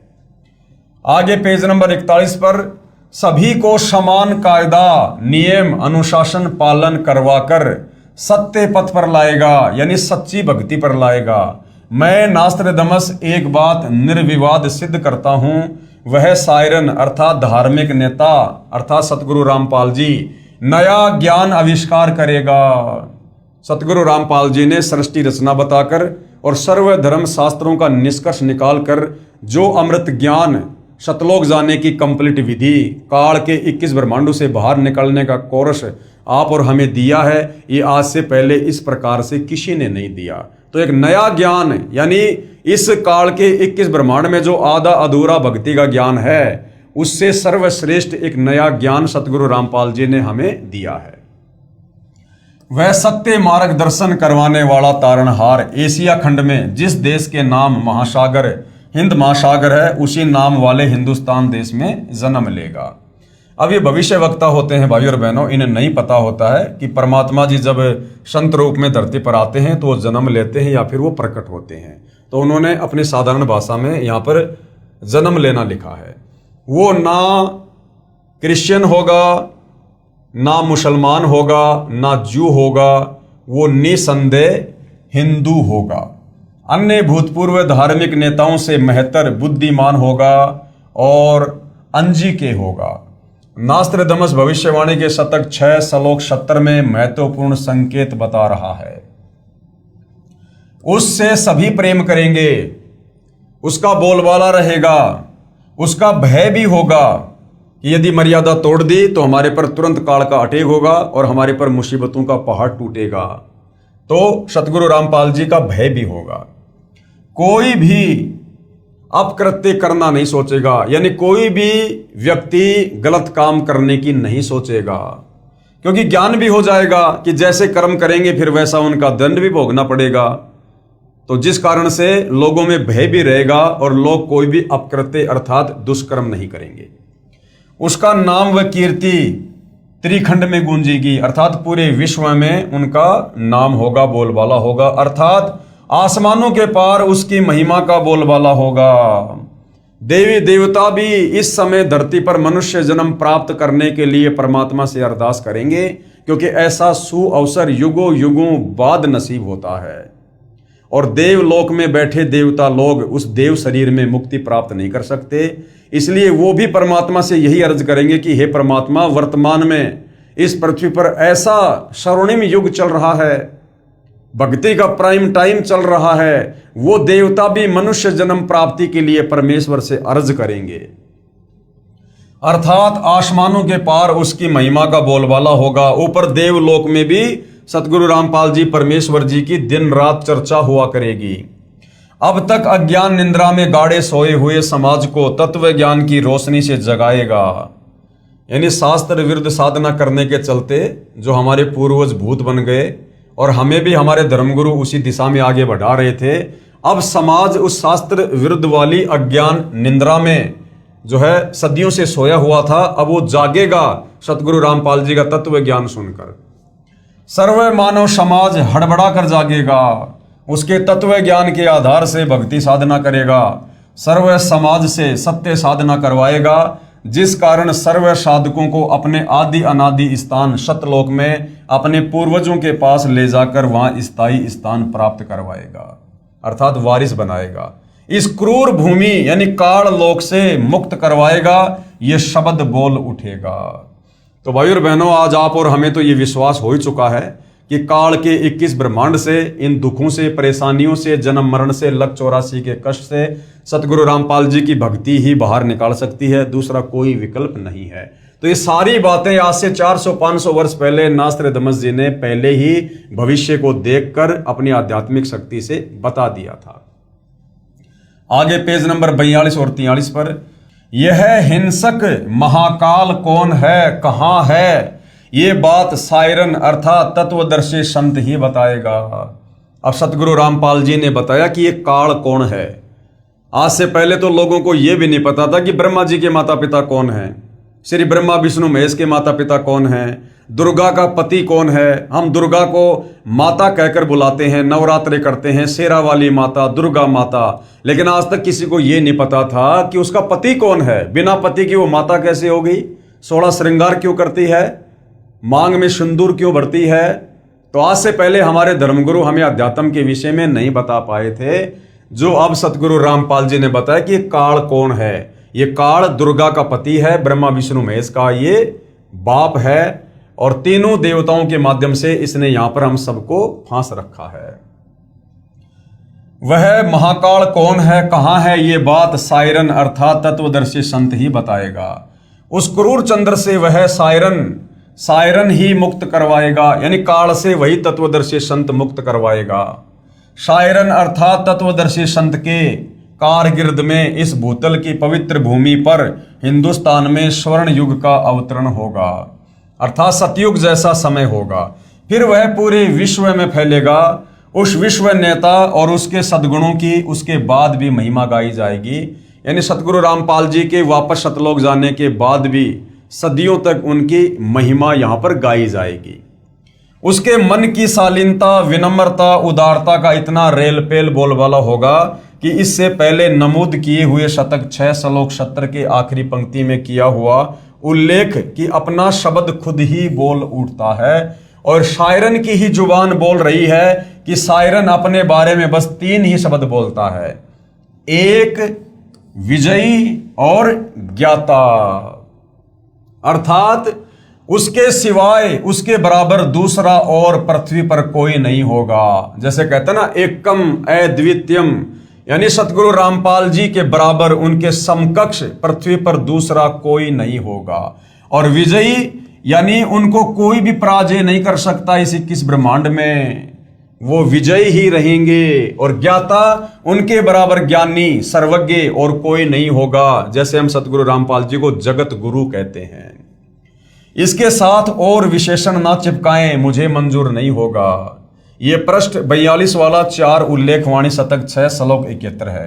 हिंदू शायरन अपने ज्ञान से दैप्तीयमान उत्तुंग ऊंचा स्वरूप का विधान यानी तत्व ज्ञान फिर से बिना शर्त उजागर करवाएगा। ये अंग्रेजी में लिखा है, siren will be chief of the world loved feared and unchallenged, और मानवीय संस्कृति निर्धोक संवारेगा। यानी लोगों की जो वृत्ति गिर चुकी है, मानसिक स्तर गिर चुका है, उसे सतभक्ति के द्वारा पुनः ऊंचाइयों पर लेकर जाएगा, लोगों को असल में इंसान बनाएगा, इसमें संदेह नहीं। अभी किसी को मालूम नहीं, यानी ये सन 1555 के आसपास की बातें हैं, इसलिए नास्त्रदमस जी कह रहे हैं कि अभी वर्तमान में उस संत के विषय में किसी को कुछ नहीं पता। लेकिन अपने समय पर जैसे नरसिंह अचानक प्रकट हुआ था, भगत प्रहलाद को बचाने के लिए जैसे नरसिंह भगवान अचानक से खंबे से प्रकट हुए थे, ऐसे ही नास्त्रदमस जी कह रहे हैं जब वो समय आ जाएगा, यानी वर्तमान समय के लिए उन्होंने भविष्यवाणी की है, लेकिन अपने समय पर जैसे नरसिंह अचानक प्रकट हुआ था, ऐसे ही वह विश्व महान नेता ग्रेट सायरन अपने तर्क शुद्ध अचूक आध्यात्मिक ज्ञान और भक्ति तेज से विख्यात होगा। जैसे वर्तमान समय में यदि सत्य ज्ञान को लेकर, शास्त्र अनुकूल ज्ञान को लेकर, शास्त्रों वाले ज्ञान को लेकर अगर किसी संत की चर्चा होती है तो केवल सतगुरु रामपाल जी की होती है, और आने वाले कुछ ही वर्षों में पूरे विश्व में उनका बोलबाला होगा। मैं नास्त्रदमस अचंभित हूं, मैं ना उनके देश जहां से अवतरित होगा अर्थात सतलोक देश को तथा ना उसको जानता हूं, मैं उसे सामने देख भी रहा हूं। अब देखिए भाई और बहनों, कितनी गहरी और कितनी बड़ी बात बोली है। जो भाई बहन नादानी में ये कह देते हैं कि हमारे गुरुजी तो कबीर जी के द्वारा भेजे गए संत हैं, हमारे गुरुदेव तो कबीर जी के अवतार हैं, उनको तो कबीर जी ने सतलोक से भेजा है, जबकि नास्त्रदमस जी क्या कह रहे हैं? नास्त्रदमस जी कह रहे हैं मैं ना उसके देश को जानता हूं। कौन सा देश? जहां से अवतरित होगा, जहां से वो नीचे उतर के आएगा, अर्थात सतलोक देश, यानी सतलोक से चलकर सतगुरु रामपाल जी स्वयं ही आए हैं। ये कोई कबीर जी का अवतार नहीं है, ये स्वयं कबीर जी ही हैं। ना मैं उसके देश जहां से अवतरित होगा अर्थात सतलोक देश को तथा ना उसको जानता हूं, मैं उसे सामने देख भी रहा हूं, क्योंकि अपनी आध्यात्मिक शक्ति से वो भविष्य को देख रहे थे, जिस आधार से वो बोल रहे थे। उसकी महिमा का शब्द बद में कोई मिसाल नहीं कर सकता, बस उसे ग्रेट सायरन महान धार्मिक नेता कहता हूं। अपने धर्म बंधुओं की सदकालीन समस्या से, दयनीय अवस्था से बेचैन होता हुआ, स्वतंत्र ज्ञान सूर्य का उदय करता हुआ, अपने भक्ति तेज से जग का तारणहार, 5वें शतक 20वीं सदी के अंतिम वर्ष में ईस्वी सन 1999 अधेड़ उम्र का विश्व का महान नेता, जैसे तेजस्वी सिंह मानव ग्रेट सायरन उद्विग्न अवस्था से चौखट लांघता हुआ मेरे नास्त्रदमस के मन का भेद ले रहा है, और मैं उसका स्वागत करता हुआ आश्चर्यचकित हो रहा हूं, उदास भी हो रहा हूं, क्योंकि उसका दुनिया को ज्ञान ना होने से मेरा सायरन यानी वह तत्वदर्शी संत उपेक्षा का पात्र बन रहा है। नास्त्रदमस जी सन 1555 में, सन 2006 और सन 2014 वाला जो दृश्य है वो ज्यों का त्यों देख रहे थे, क्योंकि भाई और बहनों जिनके पास में पूर्व जन्म की आध्यात्मिक शक्ति होती है, जिनकी भक्ति वाली बैटरी चार्ज होती है, उनको परमेश्वर इस प्रकार के दृश्य दिखवा देते हैं। और सतगुरु रामपाल जी ने नास्त्रदमस को इस प्रकार की पावर देकर अपने वर्तमान समय की झलक इसलिए दिखा रहे थे ताकि इन भविष्यवाणियों को पढ़कर सुनकर हमें दृढ़ विश्वास हो सके। तो नास्त्रदमस जी वर्तमान समय को देख रहे थे कि भाई 2006 में एक कांड होगा, फिर 2014 में कांड होगा, और जो धार्मिक नेता है, जो संत है, वो दुनिया में उपेक्षा का पात्र बनेगा, अर्थात दुनिया उनकी निंदा करेगी, अनजाने में, नादानी में, उनको ना जानकर, उनके ज्ञान को ना सुनकर। मेरा सायरन अर्थात तत्वदर्शी संत उपेक्षा का पात्र बन रहा है। मेरी यानी नास्त्रदमस की चित्त भेदक भविष्यवाणी की और उस वैश्विक सिंह मानव की उपेक्षा ना करें। नास्त्रदमस जी कह रहे हैं उस महान तत्वदर्शी संत की कोई उपेक्षा ना करे, उसके विषय में कोई अपशब्द ना कहे, निंदा ना करे। उसके प्रकट होने पर तथा उसके तेजस्वी तत्व ज्ञान रूपी सूर्य उदय होने से आदर्शवादी श्रेष्ठ व्यक्तियों का पुनरुत्थान तथा स्वर्ण युग का प्रभात शतक 6 में आज ईस्वी सन 1555 से 450 वर्ष बाद अर्थात 2006 में 1555 प्लस 450 वर्ष अर्थात 2005 के पश्चात अर्थात 2006 में शुरुआत होगी। अर्थात 2006 में क्रोथा कांड हुआ था और सतगुरु रामपाल जी जो है एक प्रकार से निंदा के पात्र हुए उन्हें नादान लोगों के द्वारा। इस कृतार्थ शुरुआत का मैं नास्त्रदमस दृष्टा हो रहा हूं, यानी उस समय वो अपनी आंखों से देख रहा था। पेज नंबर 44, 45, 46 नास्त्रदमस शतक 1 श्लोक 50 में फिर प्रमाणित कर रहा है कि 3 ओर से सागर से घिरे द्वीप हिंदुस्तान देश में उस महान संत का जन्म होगा।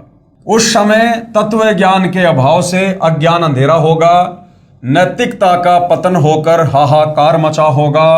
वह सायरन यानी धार्मिक नेता, तत्वदर्शी संत गुरुवर अर्थात गुरु जी को वर अर्थात श्रेष्ठ मानकर अपनी साधना करेगा, क्योंकि गुरु से ही हमें ज्ञान प्राप्त होता है। गुरुर ब्रह्मा गुरुर विष्णु गुरुर देवो महेश्वर है, गुरुर साक्षात पार ब्रह्म तस्मै श्री गुरुवे नमः। तो नास्त्रदमस जी कह रहे हैं कि जो तत्वदर्शी संत होगा, जो ग्रेट सायरन होगा, वो गुरु को सर्वश्रेष्ठ महत्व देते हुए भक्ति करेगा और करवाएगा। तो आज भाइयों और बहनों, सतगुरु के विषय में हमें परमेश्वर की वाणियां सुनने को मिलती है कि 7 दीप नौखंड में गुरु से बड़ा ना कोई, करता करे ना कर सके, सतगुरु करे सो होई। गुरु गोविंद दोनों खड़े किसके लागू पाए, बलिहारी गुरु आपना जिन गोविंद दिया बताए। क्योंकि कबीर परमात्मा स्वयं धरती पर प्रकट होकर गुरु की भूमिका करते हैं, इसलिए वह धार्मिक नेता, वह तत्वदर्शी संत गुरु को सर्वश्रेष्ठ साबित करके भक्ति करवाएगा। वह धार्मिक नेता, तत्वदर्शी संत अपने धर्म बल अर्थात भक्ति की शक्ति से तथा तत्व ज्ञान द्वारा सभी राष्ट्रों को नतमस्तक करेगा।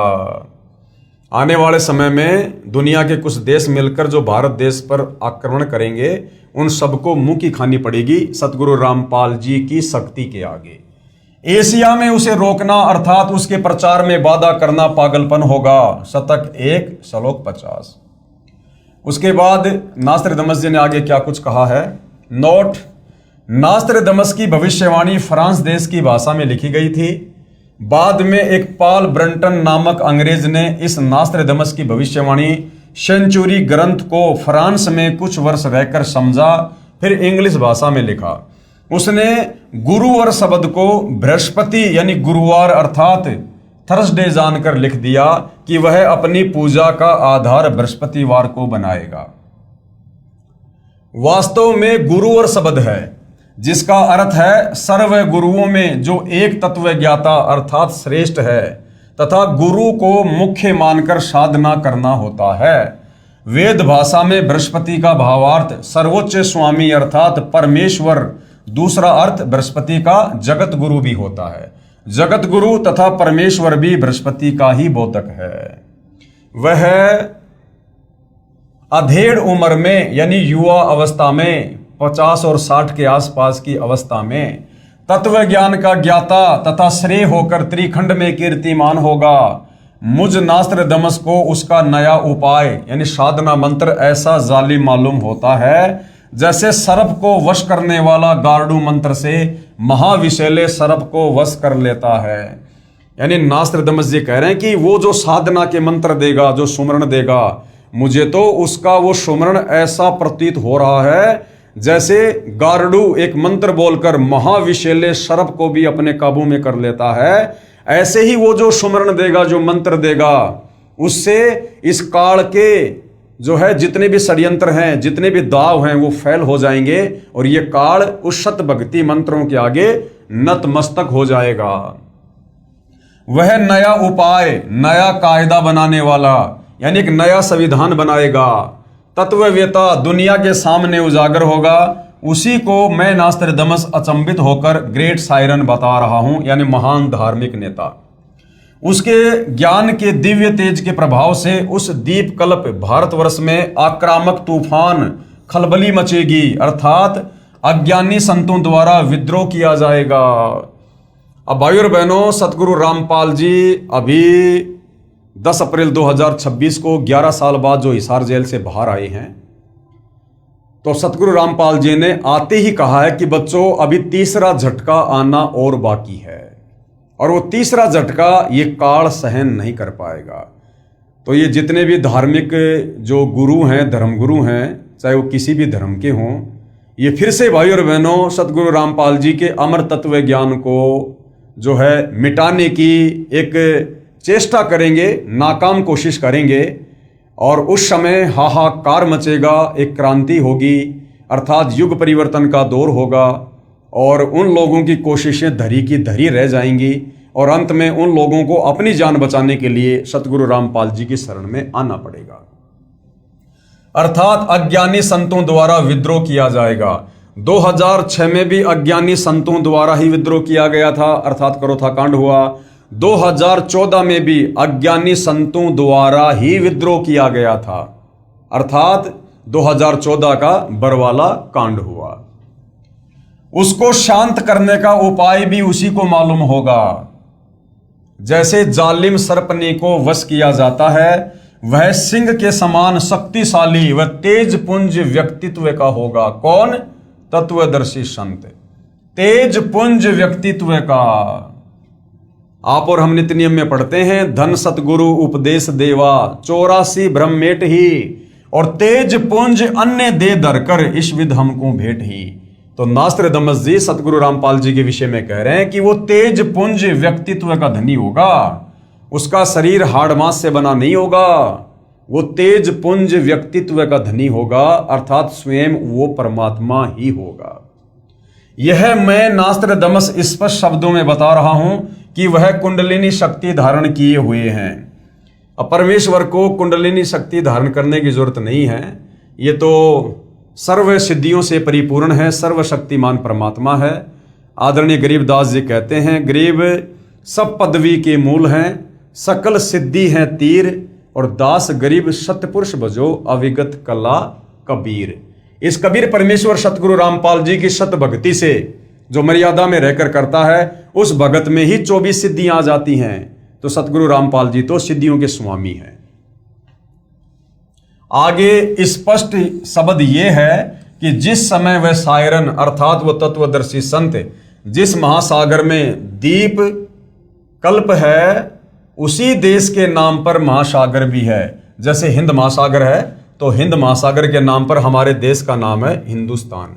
विशेषता यह होगी कि उस देश की भुजंग सर्पनी शक्ति, कुंडलिनी शक्ति का पूर्ण परिचित ट्रू मास्टर होगा।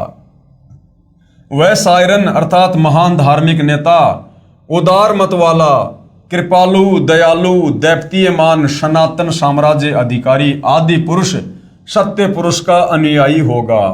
हालांकि सतगुरु रामपाल जी स्वयं ही सत्य पुरुष हैं, और इनके अनुयायी तो आप और हम भाई बहन हैं जो मर्यादा में रहकर भक्ति कर रहे हैं।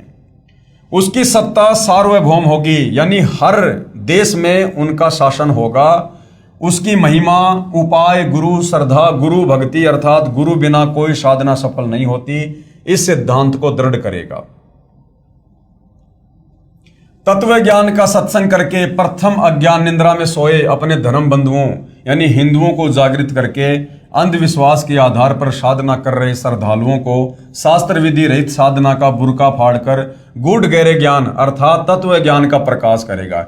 यानी सबसे पहले वो हिंदुस्तान में रहने वाले हिंदुओं को इस तत्व ज्ञान से परिचित करवाएगा, क्योंकि भाई और बहनों इस तत्व ज्ञान का आधार है चारों वेद और गीता। और चारों वेद और गीता ये हिंदुओं ने अपने ग्रंथ समझ लिए, जबकि ये ग्रंथ तो पूरे विश्व के मानव के लिए हैं। जिस समय चारों वेदों को बोला गया, लिखा गया, उस समय धरती पर कोई धर्म नहीं था, ये पूरे मानव समाज के लिए थे। और जिस समय महाभारत के समय लगभग 5000 साल पहले गीता जी का ज्ञान बोला गया, उस समय भी धरती पर कोई धर्म नहीं था। ये गीता का ज्ञान सर्व मानव समाज के लिए है। परंतु आगे चलकर काल प्रेरणा से इन ग्रंथों को भी लोगों ने अपने अपने हिसाब से बांट लिया, और ये चारों वेद और गीता हिंदुओं के अपने हाथ में आ गए कि भाई चारों वेद और गीता हिंदुओं की हैं। तो सर्वप्रथम भारत देश में, हिंदुस्तान में हिंदुओं की संख्या ज्यादा होने के कारण वह तत्वदर्शी संत हिंदुओं को ही आध्यात्मिक ज्ञान से रूबरू करेगा, अर्थात उनको जगाएगा। अपने सनातन धर्म का पालन करवाकर समृद्ध शांति का अधिकारी बनाएगा। तत्पश्चात उसका तत्व ज्ञान संपूर्ण विश्व में फैलेगा। एक होता है भाई और बहनों सनातन, एक होता है आदि सनातन। सतगुरु रामपाल जी का जो धर्म है, जो मार्ग है, वो आदि सनातन है। सनातन का मतलब होता है चारों वेदों के अनुसार जो भक्ति साधना होती है उसे सनातन धर्म कहते हैं। और चारों वेदों से ऊपर जो पांचवा वेद है, सूक्ष्म वेद, जिसको स्वयं कबीर परमात्मा ही तत्वदर्शी संत के रूप में प्रकट होकर बोलते हैं, समझाते हैं कबीर वाणियों के माध्यम से। तो कबीर परमेश्वर जी का जो मानव धर्म है वो आदि सनातन धर्म है। तो आने वाले समय में विश्व में आदि सनातन धर्म ही रहेगा, बाकी सारे धर्म सतगुरु रामपाल जी के आदि सनातन में मिल जाएंगे। हिंदू, मुस्लिम, सिख, ईसाई, जैन, यहूदी, बौद्ध, मंगोली, जितने भी 2-4 हजार धर्म देश और दुनिया में हैं, वो सारे के सारे सतगुरु रामपाल जी के आदि सनातन धर्म में विलीन हो जाएंगे। तत्पश्चात उसका तत्व ज्ञान संपूर्ण विश्व में फैलेगा। उस महान तत्वदर्शी संत के ज्ञान की कोई भी बराबरी नहीं कर सकेगा, अर्थात उसका कोई भी सानी नहीं होगा। उसके गूढ़ ज्ञान, तत्व ज्ञान के सामने सूर्य का तेज भी कम पड़ेगा। इसलिए मैं नास्त्रेदमस वैश्विक सिंह महामानव इतना महान होगा कि मैं उसकी महिमा को शब्दों में नहीं बांध पाऊंगा। मैं नास्त्रेदमस उस ग्रेट सायरन को देख रहा हूं। और भाइयों और बहनों, ऐसे महान महामानव महापुरुष ग्रेट सायरन सतगुरु रामपाल जी की महिमा करने का और उनकी सतभक्ति करने का आप और हमें सर्वप्रथम मौका मिला है। तो भाइयों और बहनों, ये बड़े सौभाग्य की बात है। उपरोक्त विवरण का भावार्थ है कि उस विश्व नेता को 50 वर्ष की उम्र में तत्व ज्ञान शास्त्रों में प्रमाणित होगा, अर्थात वह 50 वर्ष की उम्र में सन 2001 में सर्व धर्मों के शास्त्रों को पढ़कर उसका ज्ञाता तत्वज्ञानी होगा। ये तो पहले से ही सर्व शास्त्रों के ज्ञाता हैं, क्योंकि सतगुरु रामपाल जी ने सन 2001 में जो समय उन्होंने पहले निर्धारित किया हुआ था, उस आधार से 2001 में सतगुरु रामपाल जी ने सर्व धर्मों के धर्म शास्त्रों को देखा और पढ़ा। अन्यथा भाइयों और बहनों, सतगुरु रामपाल जी को किसी भी धर्म के धर्म शास्त्रों को पढ़कर ज्ञान प्राप्त करने की आवश्यकता नहीं है, क्योंकि 2001 से पहले भी सतगुरु रामपाल जी जगत गुरु थे। भगत उन्हें जगत गुरु कहा करते थे, बंदी छोड़ कहा करते थे। और जगत गुरु उसी को कहते हैं जो पूरे विश्व को ज्ञान दे, और पूरे विश्व को वही ज्ञान दे सकता है जिसको पूरे विश्व के धर्म ग्रंथों का ज्ञान हो। तो 2001 में तो मात्र हम भाई बहनों को धर्मशास्त्रों से परिचित करवाने के लिए सतगुरु रामपाल जी ने ये धर्मशास्त्र खोल खोल कर दिखाने शुरू किए हैं। अन्यथा सन 1994 से सतगुरु रामपाल जी आदरणीय गरीबदास जी के 5वें सूक्ष्म वेद सदग्रंथ साहिब से ही सत्संग कर रहे हैं, सदग्रंथ साहिब का खुलासा कर रहे थे। जो सदग्रंथ साहिब आज से 300 साल पहले आदरणीय गरीबदास जी ने लिखवाया था, उस सदग्रंथ साहिब में 24,000 वाणियां हैं, और वो 24,000 वाणियां पूरे विश्व की भाषाओं के शब्दों से लिपिबद्ध हैं। अब भाइयों और बहनों, सन 1994 से सतगुरु रामपाल जी पूरे विश्व की भाषाओं से परिपूर्ण सदग्रंथ साहिब का खुलासा कर रहे हैं। तो सोचिए, क्या सतगुरु रामपाल जी 2001 में शास्त्रों को देखकर उनका अध्ययन करके हमें समझाएंगे? अर्थात सतगुरु रामपाल जी सर्वज्ञ हैं। ये सर्व भाषाओं के और सर्व जीवों की भाषाओं के भी ये सतगुरु रामपाल जी ज्ञाता हैं। तो ये स्वयं कबीर परमेश्वर हैं। यहाँ परमात्मा वर्तमान परिस्थितियों के अनुसार आप और हमें समझाते हुए इस प्रकार की लीला करते हैं। तथा उसके पश्चात उस तत्व ज्ञान का ज्ञेय यानी जानने योग्य परमेश्वर का ज्ञान अन्य को प्रदान करने वाला होगा, तथा उसका आध्यात्मिक जन्म अमावस्या को होगा। आध्यात्मिक जन्म का मतलब है, जैसे सतगुरु रामपाल जी ने 17 फरवरी 1988 को एक अच्छी आत्मा आदरणीय राम देवानंद जी को अपना मुंह बोला गुरु धारण किया, गुरु शिष्य परंपरा को बनाए रखकर आगे ज्ञान देने के लिए। तो सतगुरु रामपाल जी ने जिस दिन आदरणीय गरीबदास जी के 12वें पंथ में प्रवेश करना था और एक मुंह बोला गुरु धारण करना था, तो उस नाम दीक्षा वाले दिन को यहां पर आध्यात्मिक जन्म की संज्ञा दी गई है, जो कि अमावस्या को होगा। उस समय उसकी आयु युवा अर्थात 16, 20, 25 वर्ष की नहीं होगी, वह प्रौढ़ होगा, यानी 40 के आसपास होगा। तथा जब वह प्रसिद्ध होगा तब उसकी आयु 50 से 60 साल के मध्य होगी। यानी जब प्रथम बार करोथा कांड हुआ 2006 में, सतगुरु रामपाल जी विशेषकर हरियाणा और भारत में चर्चा में आए। उस समय उनकी उम्र 50 से 60 के बीच में थी, अर्थात 55 वर्ष थी। आगे पेज नंबर 46 और 47। नास्त्रदमस कहता है कि निसंदेह विश्व में श्रेष्ठ तत्व ज्ञाता ग्रेट सायरन के विषय में मेरी भविष्यवाणी के शब्दाशब्द को किसी नेताओं पर जोड़कर तर्क वितर्क करके देखेंगे तो कोई भी खरा नहीं उतरेगा। नास्त्रदमस जी कह रहे हैं, भैया मेरी इस भविष्यवाणी को यदि कोई किसी राजनेता के ऊपर फिट करने की कोशिश करेगा ना, जैसे कोई भारत देश के प्रधानमंत्री नरेंद्र मोदी पर या अमेरिका के राष्ट्रपति डोनाल्ड ट्रंप पर, तो नास्त्रदमस जी कहते हैं कि मेरी भविष्यवाणी उन राजनीतिक लोगों के ऊपर खरी नहीं उतरेगी, क्योंकि कोई भी राजनीतिक नेता राजनीतिक दृष्टिकोण से भारत देश को विश्व गुरु धर्म गुरु नहीं बना सकता। मैं नास्त्रदमस छाती ठोककर शब्दाशब्द कह रहा हूं, मेरा सायरन का कर्तृत्व और उसका गूढ़ गहरा ज्ञान यानी तत्व ज्ञान ही सबकी खाल उतारेगा। तो सभी धर्मगुरुओं की सदगुरु रामपाल जी के तत्व ज्ञान ने धोती सी धोके रख दी है, ये सबको पता है। बस 2006 साल आने दो, इस विधान का एक एक शब्द खरा खरा समर्थन सायरन ही देगा। आगे पेज नंबर 52 पर नास्त्रदमस ने अपनी भविष्यवाणी में कहा है कि 21वीं सदी के प्रारंभ में यानी सन 2001 से दुनिया के क्षितिज पर सायरन का उदय होगा।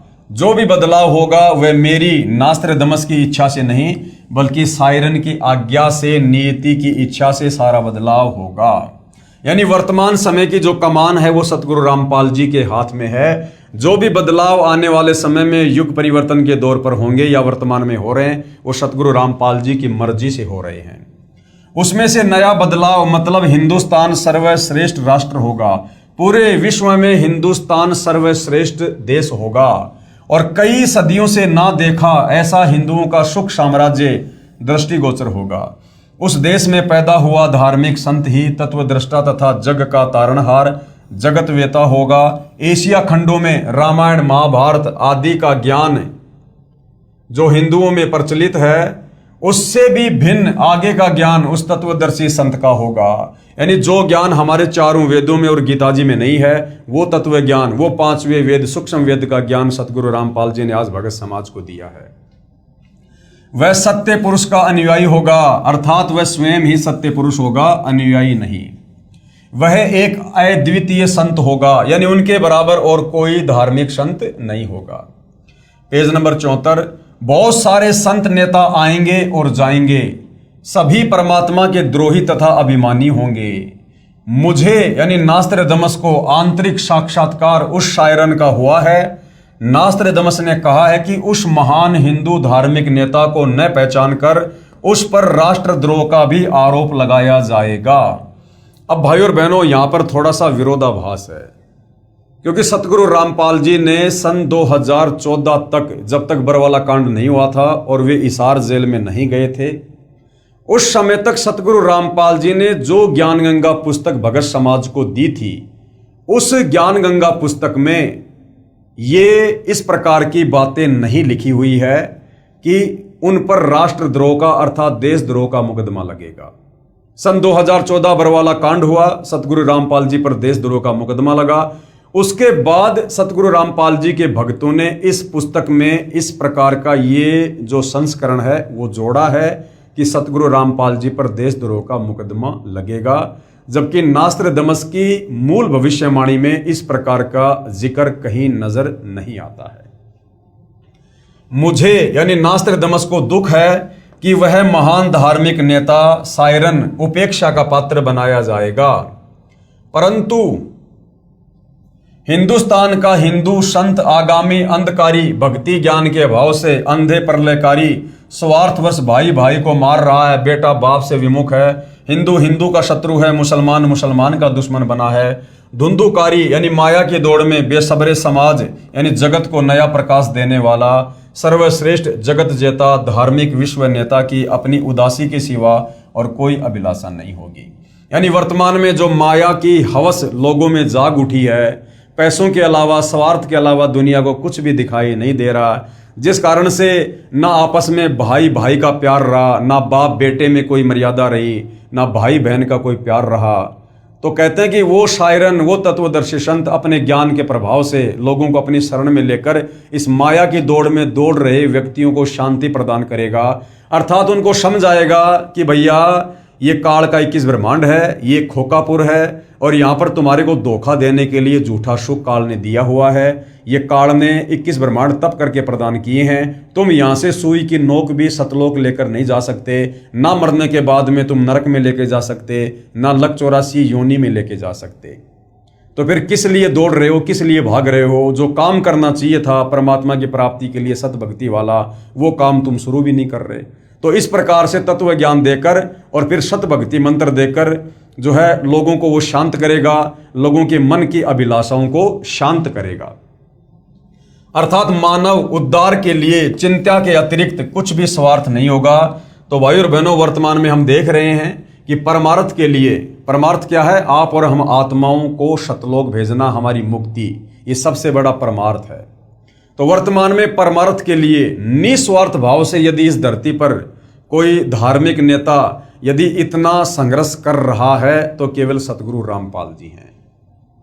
अर्थात मानव उद्धार के लिए चिंता के अतिरिक्त, यानी लोगों के मोक्ष की चिंता के अलावा उनका कुछ भी स्वार्थ नहीं होगा, ना कोई अभिमान होगा। ये मेरी भविष्यवाणी की गौरव की बात होगी कि वास्तव में वह तत्वदर्शी संत संसार में अवश्य प्रसिद्ध होगा। उसके द्वारा बताया गया ज्ञान सदियों तक छाया रहेगा। वह संत आधुनिक वैज्ञानिकों की आंखें चक्काचौंध करेगा। यानी आने वाले समय में ऐसे ऐसे प्राकृतिक परिवर्तन होंगे जो सतगुरु रामपाल जी के आशीर्वाद से होंगे। ये विज्ञान भी दांतों तले उंगली दबाएगी। ऐसे आध्यात्मिक चमत्कार करेगा कि वैज्ञानिक भी आश्चर्य में पड़ जाएंगे। जैसे ऐसे ऐसे लोग सतगुरु रामपाल जी की शरण में आकर पुनर्जीवन प्राप्त करके भक्ति कर रहे हैं, जिनको डॉक्टरों ने, बड़े बड़े हॉस्पिटल ने मना कर दिया था कि भैया अब आगे आपका जीवन शेष नहीं है, धरती पर कोई भी शक्ति आपको नहीं बचा सकती। और वही लोग सतगुरु रामपाल जी की शरण में आकर उसके बाद फुदकते फुदकते अपना सर्व कार्य कर रहे हैं। और जब वापस जाकर डॉक्टरों को रिपोर्ट दिखाते हैं तो डॉक्टर भी आश्चर्यचकित हो जाते हैं कि भाई आपके ऊपर तो किसी परम शक्ति का हाथ है, अन्यथा आपका जीवित रहना तो नामुमकिन था। उसका सर्व ज्ञान शास्त्र प्रमाणित होगा। मैं नास्त्रदमस कहता हूं कि बुद्धिवादी व्यक्ति उसकी उपेक्षा ना करे। अर्थात भैया उनको कोई छोटा समझने का प्रयास ना करे, उनकी निंदा ना करे, उनको हल्के में ना ले, उसे छोटा ज्ञान दीप ना समझे, कोई छोटा मोटा संत महात्मा ना समझे सतगुरु रामपाल जी को। और क्या कह रहे हैं आगे नास्त्रदमस जी, बहुत ही महत्वपूर्ण बात है। उस तत्ववेता यानी उस तत्व ज्ञानी महामानव सायरन को सिंहास नस्त करके, यानी सिंहासन पर बैठा के, विराजमान करके, यानी आसन पर बैठाकर उसको आराध्य देव मानकर, आराध्य देव यानी अपना इष्ट देव, अपना परमेश्वर, अपना भगवान मानकर, कबीर देव मानकर पूजा करें। वह आदि पुरुष का अनुयायी दुनिया का तारणहार होगा। यहां से इस अनुयायी शब्द को हटा दीजिए, क्योंकि नास्त्रदमस जी जो है वो तत्व ज्ञान से परिचित नहीं थे। आज हमें गुरुदेव ने तत्व ज्ञान से परिचित करवा दिया है, इसलिए हम यही कहेंगे कि वह आदि पुरुष दुनिया का तारणहार होगा, दुनिया को मोक्ष प्रदान करेगा। तो भाइयों और बहनों, इसके बाद में और भी बहुत सारे भविष्य वक्ता हैं जिन्होंने वर्तमान समय को लेकर सतगुरु रामपाल जी के ऊपर भविष्यवाणियां की हैं। जैसे सतगुरु रामपाल जी महाराज के समर्थन में अन्य भविष्य वक्ताओं की भविष्यवाणियां। तो अगले वीडियो में हम इन भविष्य वक्ताओं की भविष्यवाणियों को भी इस एपिसोड में शामिल करेंगे, ताकि हमें दृढ़ विश्वास हो कि वास्तव में यदि वर्तमान में धरती पर यदि कोई वास्तव में तत्वज्ञानी संत है, और यदि कोई हमें इस काल के भयंकर जाल से, जन्म मरण के चक्कर से, लक 84 योनियों की पीड़ा से, नरक के कष्ट से और तपस्शिला के दंड से बचाकर हमारा पूर्ण मोक्ष कर कर सतलोक भेज सकता है, तो केवल सतगुरु रामपाल जी हैं। तो भाइयों और बहनों, इस पवित्र पुस्तक ज्ञान गंगा पर आज हमारा ये 22वें नंबर का वीडियो है। परमेश्वर सतगुरु रामपाल जी के आशीर्वाद से हमें अध्यात्म के विषय में बहुत ही बढ़िया बढ़िया जानकारी प्राप्त हो रही हैं, और हमारी रुचि भक्ति करने में दिन दोगुनी रात चौगुनी बढ़ेगी। और अन्य भाई बहन जो अभी सतगुरु रामपाल जी से दूर हैं, अर्थात उनके सत्संग नहीं सुन रहे हैं, और आने वाले समय में क्या क्या घटनाएं विश्व में घटित होने वाली हैं जो अपरिचित हैं, तो उन भाई बहनों से हम प्रार्थना कर सकते हैं कि भाई समय रहते जाग जाओ, होश में आ जाओ। सतगुरु रामपाल जी के यूट्यूब पर सत्संग सुनकर, उनके ज्ञान को समझकर उनकी शरण ग्रहण कर लो। आने वाले समय में आप भी बचोगे, आपके परिवार का भी बचाव होगा। अन्यथा भाई और बहनों, ये युग परिवर्तन का दौर है और भयंकर रूप से जन हानि होगी, धन हानि होगी, त्राहिमाम मचेगा। कहीं प्राकृतिक आपदाएं होंगी तो कहीं मानव निर्मित आपदाएं होंगी, जैसे कि युद्ध, महायुद्ध, गृह युद्ध, परमाणु युद्ध आदि आदि। तो उस समय धरती पर आपको कोई भी देवी देवता, आपका कोई भी इष्ट देव, आपका कोई भी धन दौलत, आपका कोई भी रिश्तेदार, कोई भी नेता आपको नहीं बचा पाएगा। यदि बचोगे तो अपने पूर्व जन्म की भक्ति से, और यदि पूर्व जन्म की भक्ति नहीं है तो फिर वर्तमान में सतगुरु रामपाल जी के आशीर्वाद से। और सतगुरु रामपाल जी का आशीर्वाद मिलेगा उनके ज्ञान को समझकर, उनसे उपदेश लेकर भक्ति करने से। तो भाइयों और बहनों, आज के इस वीडियो में केवल इतना ही। पूज्य गुरुदेव भगवान हम सभी को आज्ञा दें, आशीर्वाद दें, सद्बुद्धि दें, मार्गदर्शन करें, हमें भ्रमने भटकने से बचाएं। बंदी छोड़ सतगुरु रामपाल जी परमेश्वर जी की जय हो।